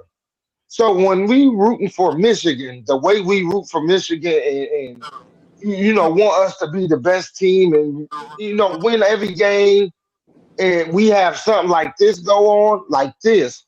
Fuck the sign stealing. Fuck the Burger Gate. Yeah, this right here hurt the city of Ann Arbor. You can hear it. You can hear the people were hurt. Kids were hurt. Old people that have been living there for years were hurt. The whole community of Ann Arbor was broken, sad, crying, upset because they couldn't fathom this. They didn't. Then when they start breaking stuff more down about this story, and they really got to like, what is going on? What are you doing, Sharon? It's just so bad. I mean, like, it ends up being like, can you imagine if right now we just had this Texas game and Sharon was still coaching and we were just like hoping that things would turn around? How depressing that would be. I mean, to me, I don't live in the state of Michigan. I actually live in the enemy state of Ohio. You hold strong. Oh, you already know. But to me,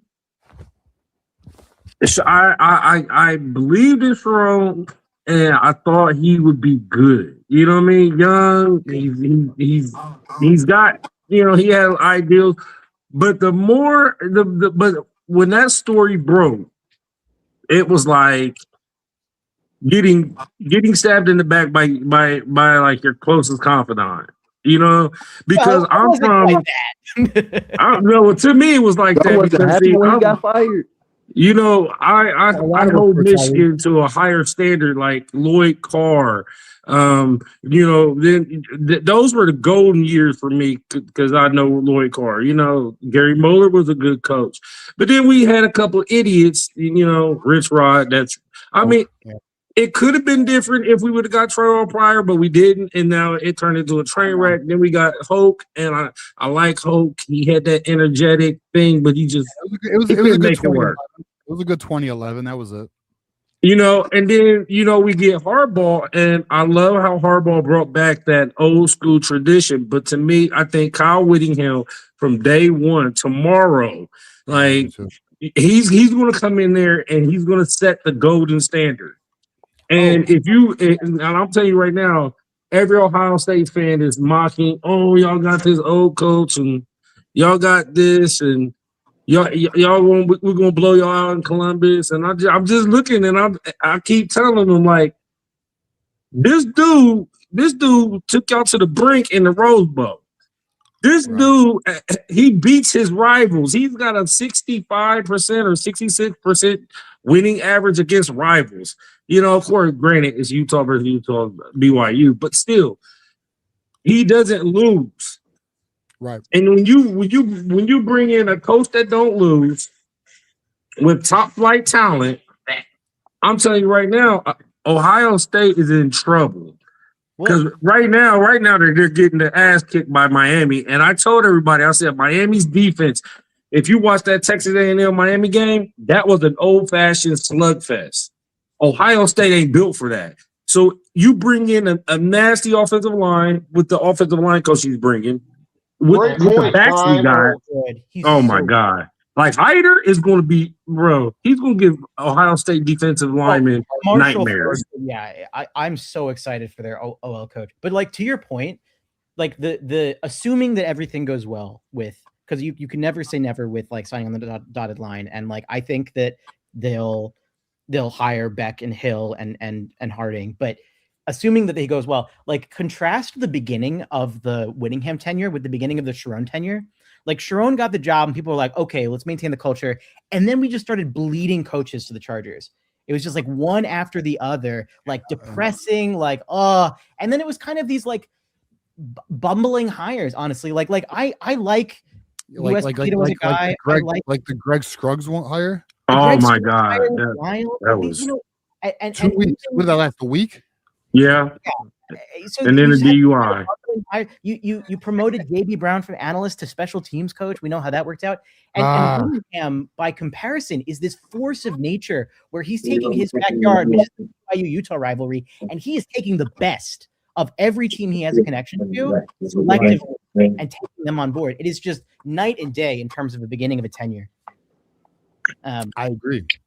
No, I like I said, like I don't think it's. I think one of the reasons it's not being talked about is because they don't want pressure put on the situation. But he's here to win a natty, and what I've found interesting, Wolverine Casual, and everybody watching is when you look at what the BYU and the Utah insiders are saying. Even though I know the report today was, Jay Hill's not coming, which is nonsense.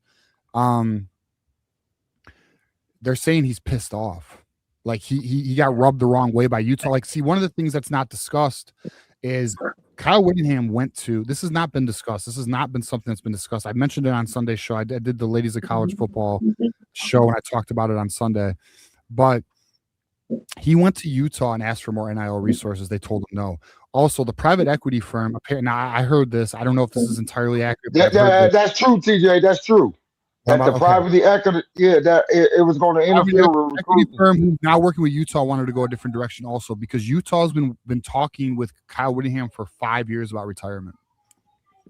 And Utah has told Kyle Whittingham, when he said, I want more NIL resources because he wants to try and compete, they told him they want to go a different direction. That rubbed Kyle Whittingham the wrong way. So the word is and this is again from Utah BYU people, he's pissed off and he's motivated, and he's going to take what he needs to succeed. Yeah, and he seems extremely deliberate. Sorry. I agree, Tyree. I'm in the same boat. Like, listen, it sucked being on the other end of it with Harbaugh, where he was like taking our best people. But now that we're on the other end, where we have a guy who's literally taking from 2 programs, I'm all for that shit. Like, I was just telling my wife the other day, she was like, so, the Chargers are in the playoffs. I was like, I don't give a fuck. I hate the Chargers. I mean, because no, because Harbaugh kind of set this all in, like, it was all in motion, because as soon as Harbaugh dragged his feet, because I really wanted him to go back to the pros, because I got tired of hearing every year, are you going to stay or are you going to go? And it kept hurting us with recruiting. I don't know how you win 3 Big Ten championships and you can't have a 5-star or a 5-2, a top 5, top 2, top 3 class. I don't understand it. Well, then when you do get the job, you take everybody. You take the fucking strength coach. Not sure more. You took the chair he was sitting in. You took the dog. I mean, he tried to take Abigail O'Connor. He tried to take the nutritionist. He took everything. And then, like, I mean, kind of Sharon Moore was set up to fail in the get go. But when you take the head step, or you're the head of a company or job or whatever, and you got to make the changes, you got to bring in your own people, and you got to make sure the people that you're bringing in, you vet it, they're ready to go, because there's no way you're going to tell us all year, all summer, spring, that, we got a quarterback, we got a great quarterback, and then you sit Jaden Davis for a whole year, and you got these bums playing. I mean, don't get me wrong, Alex Orgy couldn't throw. He was supposed to be the next, Vince Young, and he couldn't throw 3 yards. I'm pretty sure Davis was a better quarterback. Remember what Jerome said? We got 3 quarterbacks we can win with. Oh, my God. Crazy. I mean, in his defense, like, exactly to your point, like, the transfer portal was over by the time JJ declared for the draft. So he was totally, up shit's creek with quarterbacks. Like, so that I don't really hold against him. But everything else I do. I mean, he was gifted an incredibly talented roster, and he didn't find any way to make it work. All the first round talent on that roster, like, it's not normal. Yeah. He only really had 2 offensive players that year, in Khalil Mullins and Colston Loveland. And then all the talent was on the defense. So when the offense couldn't get nothing going, it was just on the defense down on the field constantly, and we couldn't win that way. We needed offense. Yeah, we all remember watching those you're games. right. Like, I agree with you. Like, we shouldn't have won USC, but he found the way. One thing about Sharon Moore, I give him credit. He fixed recruiting. He won some games that he wasn't supposed to, but the second year, the Goonin catched up to him. Yes, the Goon squad, bro. He was distracted as fuck, and we all know it. Like, and we all saw it too. That's the worst part. You saw it in the performance of the team. You saw the lack of discipline. You saw the lack of focus. We all knew something was off, and we were right. Like, anyone Hey, who watched Tyree, What's up? how your goat look last night? I didn't watch that game. All right, boys, I'm gonna get out of here, but happy New Year to all you guys, and what I'm saying, the new era of football. Michael Michigan Jordan football is never looked great. like that. Yes, he did at 41. All right, y'all. Mama, relax, dog. All right, have a good night. Mama, do not, please respectfully don't talk over people. Wait, who was last night, Mama? Cade Cunningham was putting belt. Hey, he's putting belt to ass to them Lakers. Bro, I'm gonna be very real right now, and this people might think I'm being blasphemous. Nah, you ain't. I'm a major Kobe Bryant fan. Like, I'm a big Kobe was like it ain't nothing wrong with it. Really like Kobe Bryant. I see flashes of Kobe and Cade, bro. I see, dude, his fucking fadeaway. And I know it's a Michigan podcast, so we won't dive too deep on this, but like Cade's game and his ability to take over at the end, it just reminds me of Kobe, bro. And he's just as smooth in the paint. Like, he has all the moves, and he knows exactly what to do when he's down low. Like, I love Kobe. Cade's not Kobe, but I see flashes of Kobe and Cade. Cade's a top 5 player in the NBA. If you don't know, check it out. Cade remind me of SGA because he can manipulate the ball like SGA. Soft, bro. SGA tries. Cade don't do that. Cade does not draw fouls. Cade has an old school game, but he's so technically sound. He's very impressive. Hey, did you see how he took him to the side and then took him back under the rim and then put it in? I said, bruh, who doing that? Dude, and what's amazing too is when and then we will get to Michigan. I'm sorry, guys, but I probably need to start a fucking other podcast for like Detroit sports. But anyways, yeah, facts. I know people tell me that all the time. Yeah, man, Detroit Red Wings doing good. I know. I was actually watching the game. I know. Anyways, all right, let's get to Tyree. Let's get some final thoughts. Actually, let's pull up them vocals. We got 3 minutes left.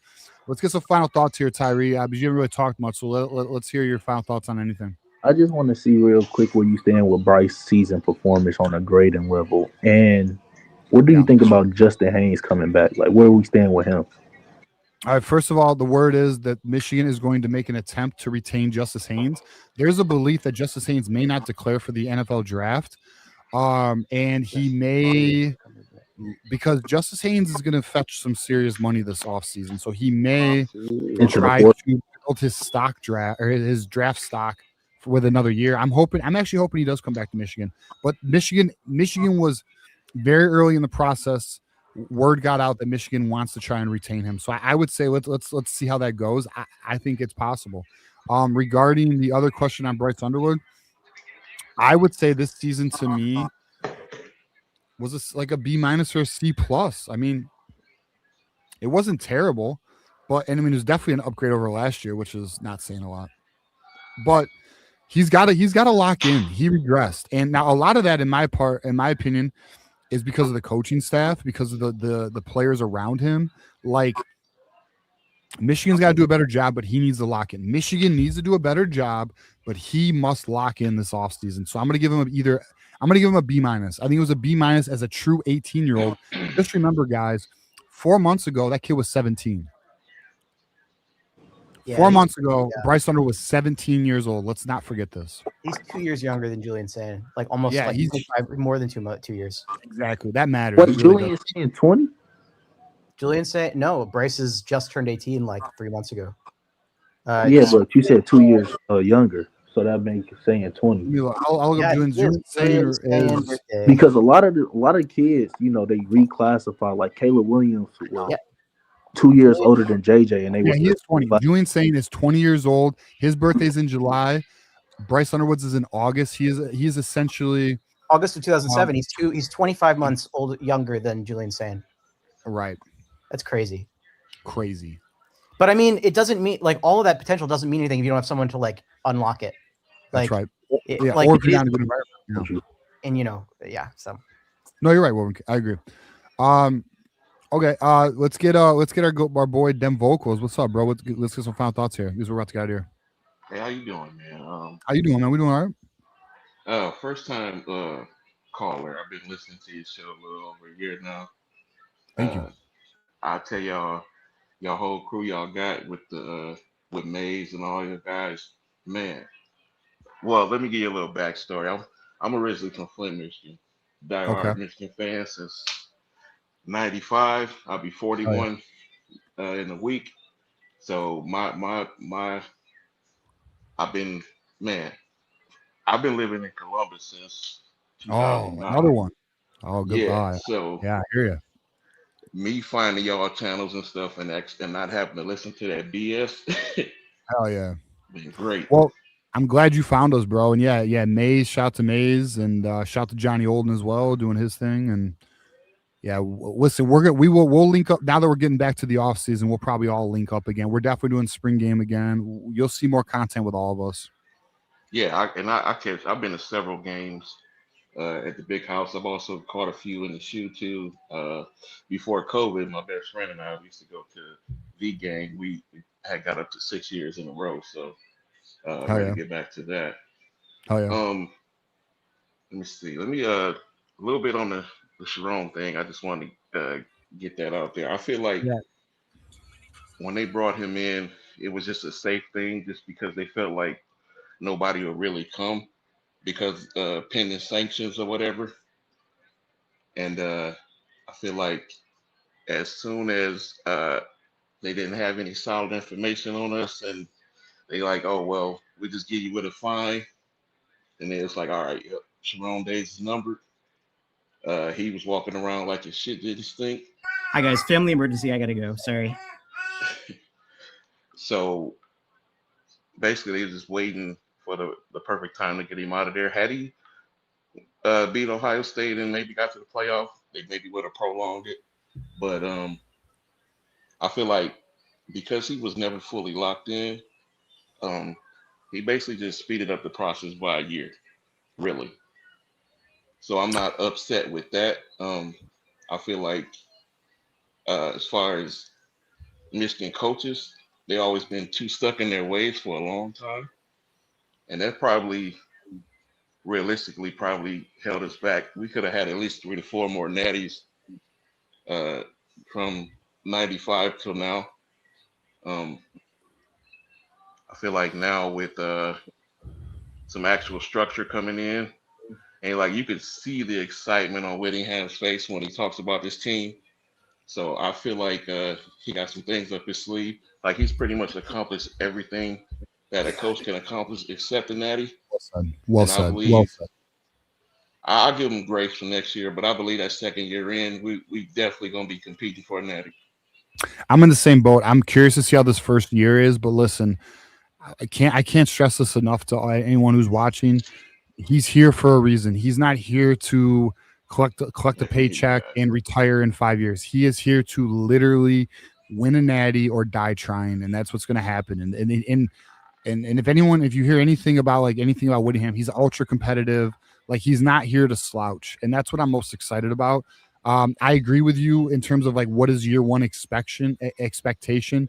We will not know until after mid-January. We're gonna have a better idea, and then we'll go from there. And maybe the first year is at least a playoff berth, which would be great. And then from there, it should only be up. So Yeah, I agree with that. Hey, let's get a final thought here because we got to wrap up, my friend. Anything else you want to hit on? My goddamn vocals. You want to hit on anything else, my friend? Okay.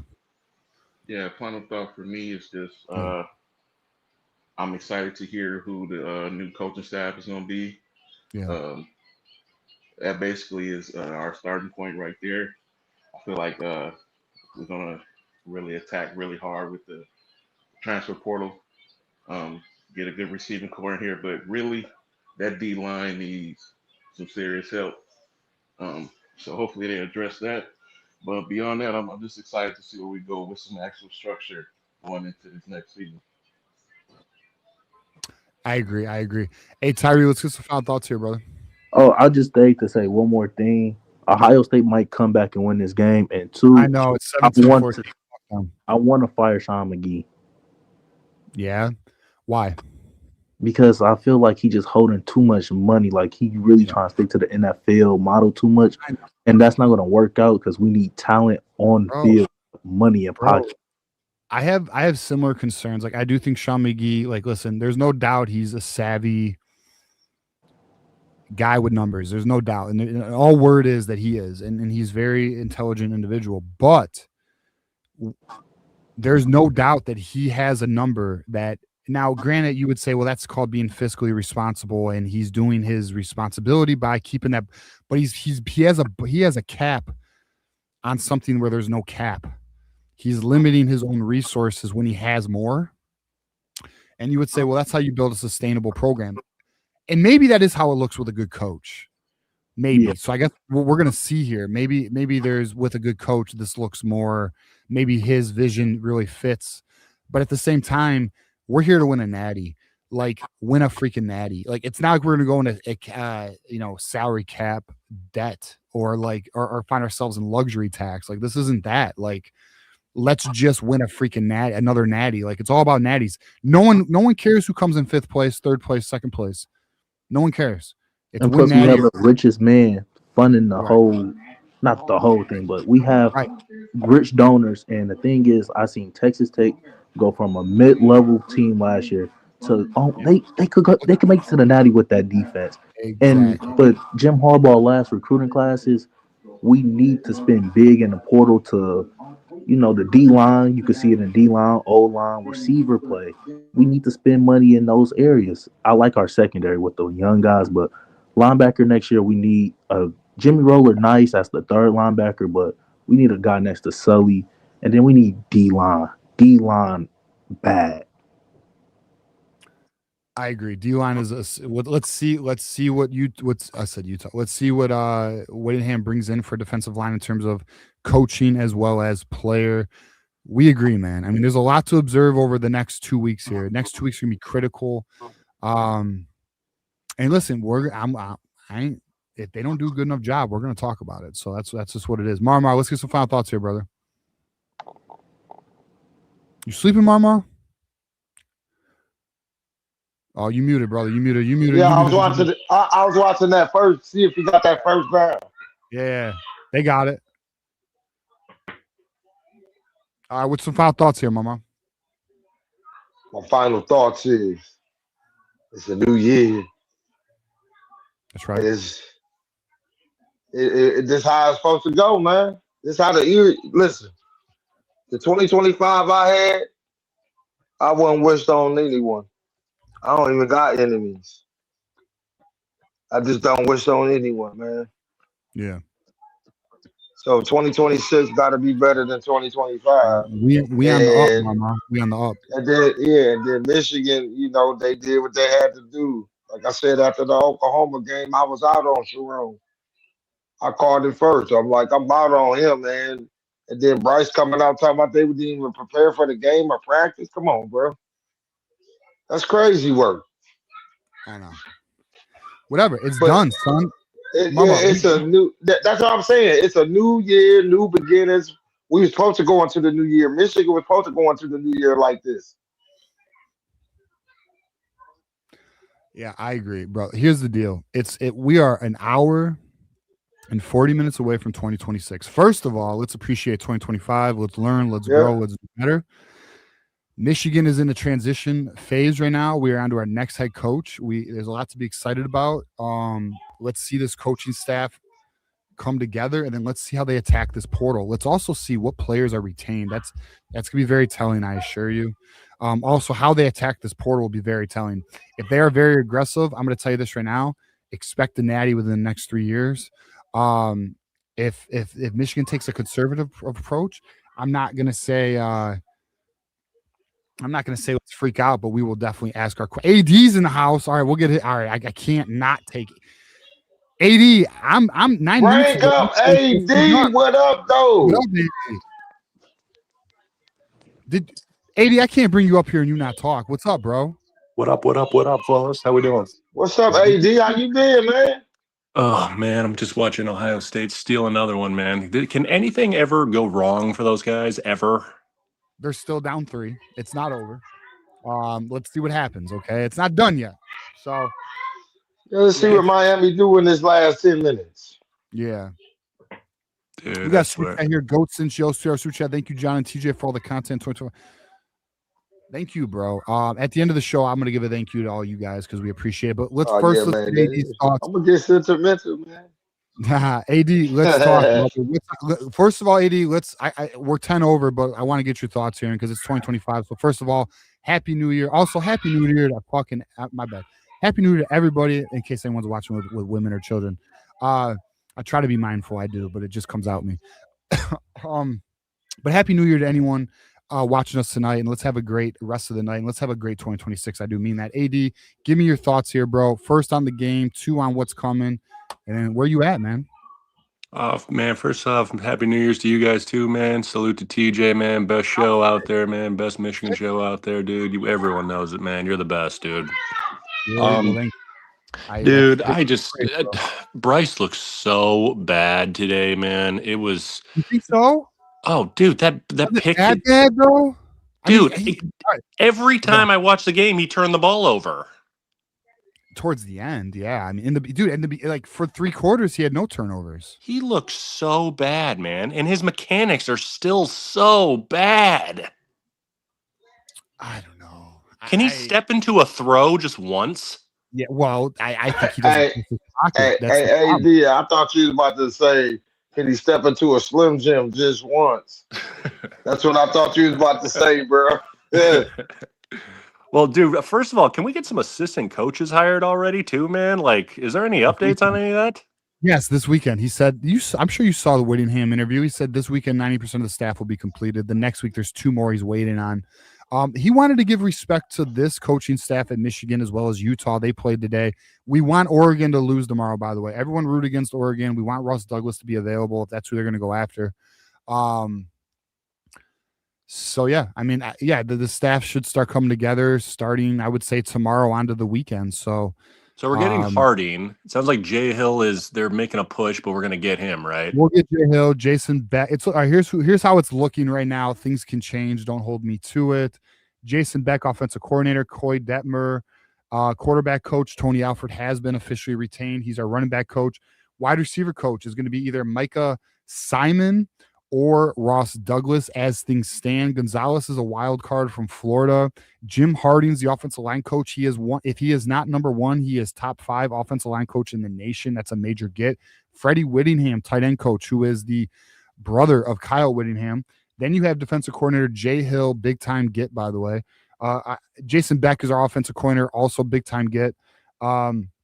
Defensive line coach, it appears Lewis Powell's a target, but Luis Esposito is still being considered. Linebackers coach, this is major. Seth Wallace has been targeted and contacted by Jay Hill, the one that BYU thinks they're keeping. No. Seth Wallace, one of the top, if not one, top 5 linebackers in the nation. That's a major get.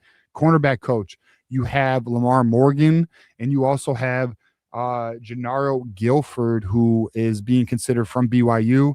Something to Detmer played at BYU as well. And then special teams coordinator, I think it's very safe to say Kerry Combs will be back, but I could be wrong there, but I do think Kerry Combs will be back. His Midwest network in terms of recruiting ties is through the roof. He's an elite recruiter. He's a top 100 hunter we want Kerry Combs. So, and then strength and conditioning, Justin Trust will be gone. It will be Doug Eli Sayer. I don't know how to pronounce that shit. John does though. It's Samoan, I think. Anyways, but yeah, so it's gonna come together, man. Yeah, that's a solid staff, man. That was like basically what was going to define this hire for me. So I like that staff, man. Where are you at with where would you rate that coaching staff? Yeah, dude. So I mentioned on Tuesday's show, if Ross Douglas is obtained, then it's an A+ staff, bro. The only weak spot, honestly, would be quarterbacks coach Coy Detmer. Everything else either has a very strong developmental guy or an elite recruiter. Defensive line's gonna be interesting too. So defensive line for me is gonna be interesting. And then I'm telling you, if we get everyone I just named, that's good. That's very that's fucking something to be excited about. So, dude, when he was at Utah, he had 2 D-line coaches, man. I'm all for bringing Powell in and keeping Coach Lou. That's why there's a thought that might happen here as well. Lou would be interior, Powell would be edge. Dope. Keep it, man. I'm down, man. I'm not only thing I'm worried about, man, and this is actually good problems to have, given where we were a couple weeks ago, but that strength coach, man, I've listened to a couple of Utah pods, man. They're not gonna miss that guy at all. So I'm a little worried about that. So? Why? Tell me what you think, because I've heard. They were saying well, I mean, it's kind of a stupid thing to say, because like when Ben Herbert came over, the Arkansas guys were saying like, "Hey, I hope you guys like your linemen having broken feet and all that." I mean, like people always want to credit the strength coach for injuries. That's kind of stupid, dude. They play football, man. Shit happens. Right. So I don't know, man. Who knows? I don't know how you judge that shit, but dude, overall, man, that coaching staff, man, like that is as solid as it gets, man. I'm all for 2 D-line coaches, man. Let's have the top 5 D-line in the nation, man. That's right up there with like the 23 staff, I think, that we had. It's a very strong. All right, hold up. Sunny Day said I missed a super chat. Thank you for reminding me. I do apologize. I assure you, we have zero intentions of missing super chats. If I ever miss one, let me know. Okay, so we got Sunny Days here. Fire super. It's so funny that our rivals celebrated and possibly helped expedite Sharon getting fired. Thought Jim's lines were tough. Witt's lines are a step up. Bro, we are going to be the bully on the block again. That's coming. We are going to be the bully on the block and Whittingham's going to have more talent than he's ever had and more resources than he's ever had. Everyone knows this. Listen, the reality is results are what matters, but the projection of what this could be is very good. This could be very elite. So we got Goats and Shows, 2 hours super chat. Thank you, John, teacher, for your content. Thank you. Again, Sunny Days, I apologize for missing that earlier. All right. So AD, are you out on Bryce Underwood? Dude, we are loaded in the portal class, man. I mean, I trust Witt. If you want to get rid of him, to get rid of him. I don't care anymore, dude. I'm so sick of this, dude. Okay. So you're down for the journey, and however it goes, it goes. You want to see what Whittingham does. Your trust is in Whittingham. Yeah, if he wants to bring in, didn't he have some fire dude from Utah, man? Dude, if you want to bring him in, man. I don't care. No, it's gonna be Underwood. It will be Underwood. And trust me, I assure you, if you want more talent in Michigan, you want Underwood to be here, because the kids want to play with Underwood and the donors are all in on Underwood. Yeah. So true. I assure you on that. All right, well, let's get a final thought here, Eddie. Cool. Well, just go Blue, man. Salute to you, TJ. You're awesome, dude. You're a really good guy, man. You can put in a good show, man. I really like to call in as well. Salute to John, man. But good for you, man. I know you've been through some stuff this year, man. I hope you have a really good 2026. Look forward to meeting you one day, man. And keep being awesome, bro. You're the man. AD, I'm gonna tell you this right now. I appreciate very much your compliments. It does mean a lot, man. So just thank you. And you've been a just so you know, AD, on some real shit, you're one of my favorite callers. All right, bro. So I just want to let you know I appreciate you. Never ever be a stranger calling in, and let's have a toast to 26, bro, and let's kick some ass. All right. Fuck yeah, man. Salute to you too, Marmar. Have a good New Year's, man. Thank you, Eddie. Go Blue. Later, bro. All right, Marmar, let's get a final thought. You got to turn the TV down so I don't get copyright on my ass. They're gonna think I'm showing the game or something. All right, hey, so my final thought is that we're going into 2026 with a great outlook on the football program, and I think that's awesome. I think that's real awesome. Yeah, we have a lot in front of us, Marmar. We have a coaching staff ahead of us. We have a new roster ahead of us. We have the entire 2026 to get excited about. It's going to be a year for us to. It's a new era. It's a new era. Like just like the Rich Rod era sucked. That was an era. The Hoke era sucked. That was an era. The Harbaugh era was a ride. That was an era. Got us a natty. I'm not even mad at it. We are where we are. The Sharon era. Shit. We got to forget about that. Leave that in 2025. Let's keep it. It's too soon, Mama. Let's keep it moving. Now we got the Whittingham era. Now we got the Whittingham era. Let's fucking go, boys. All right. So here's my Mama. You got anything else you want to hit on before we get out of here? Nope. Go Blue. Happy New Year to everybody, and let's go Blue. All right, let me say this. So first of all, toast to everybody watching. Thanks. Toast to everybody who's been with us all year. Toast to our new member right here. So thank you, brother. We appreciate you joining Michigan at the Voice of College Football. Much appreciated. Toast to everybody who just found us or been rocking with us for over years. I've been doing this for over 2 years now. Thank you very much for choosing Michigan at the Voice of College Football. Thank you very much for rocking with me and John or Johnny Olden this year. Thank you very much for being a part of this community. We do, in fact, this is crazy to say, but it is the truth, and we don't lie around here. We have the #1 Michigan community on YouTube. There is nobody. Now, granted, we'll qualify. There is the On3 message boards. We have obviously respect for that community. We have the 247 message boards, respect for that community. Rivals message boards, respect to those communities. But in terms of the YouTube communities, we have the #1. There is no YouTube shows with a community like this. They have a paywall model, so they can't do what we're doing, which makes us unique. So just want to say, greatly appreciate everyone who's a part of that. We've done very well this year, and it's thanks to you guys. We will continue. One thing you have my word on is we will continue doing our best to give you guys the best content. Like, we're not done. There's tons of ideas. They just haven't come to fruition yet. There are things in the works for 2026 that we're hoping can happen. And we're very excited about it. And I also will say this on a personal level for everybody who's watching. Boys, we got an hour and a half until the new year. Let's fucking crush it. Everybody crush this shit. With your family goals, your personal goals, your career goals, your physical goals, all that shit. 2026 is our year, all right? 2026 is everybody's year. So just lock in. Even if you haven't planned your year yet, tomorrow's a great night. Tonight, enjoy your night. Enjoy your night with your family. Enjoy your night with your people. Appreciate the present. That's also another thing, too. Appreciate the present. I'll always say this because I think sometimes we lose perspective and we lose appreciation for the present. We're always looking ahead or we're always looking back. Let's not do that. Let's appreciate the present, especially tonight. And let's fucking kill it this year, boys. Everybody. So, again, appreciate Wolverine Nation. You guys are nothing but very respectable and kind. The kind words, bro, that we get, me and John and the channel in the comments in the videos or even in the super chats or even AD just now or just any of that. It's all very appreciated. I assure you this. It's not taken for granted. And I'll also assure you this too. I will always remain mindful and humble. I've taken hard L's in my life. Learned hard lessons like many of you have who are watching. We've all been through these journeys. We will remain mindful, remain humble. We'll keep pushing, keep grinding, and keep fucking going, boys. It's 2026 in about an hour and a half. Let's get it. And Michigan's about to be on that same shit. It's about that time, boys. The Sharon era is done. It's the Whittingham era. We got a natty to win. All right, boys, let's get a fucking natty. So, as we round out the show, look at Mars. Look at he's VIP, baby. Listen, boys. We're about to get out of here, but I just want to say, go Blue. Appreciate all of you. Thank you for rocking with us. And until next time, fuck Ohio. Hopefully, let's go Miami and go Blue, boys. As you know, we're out of here.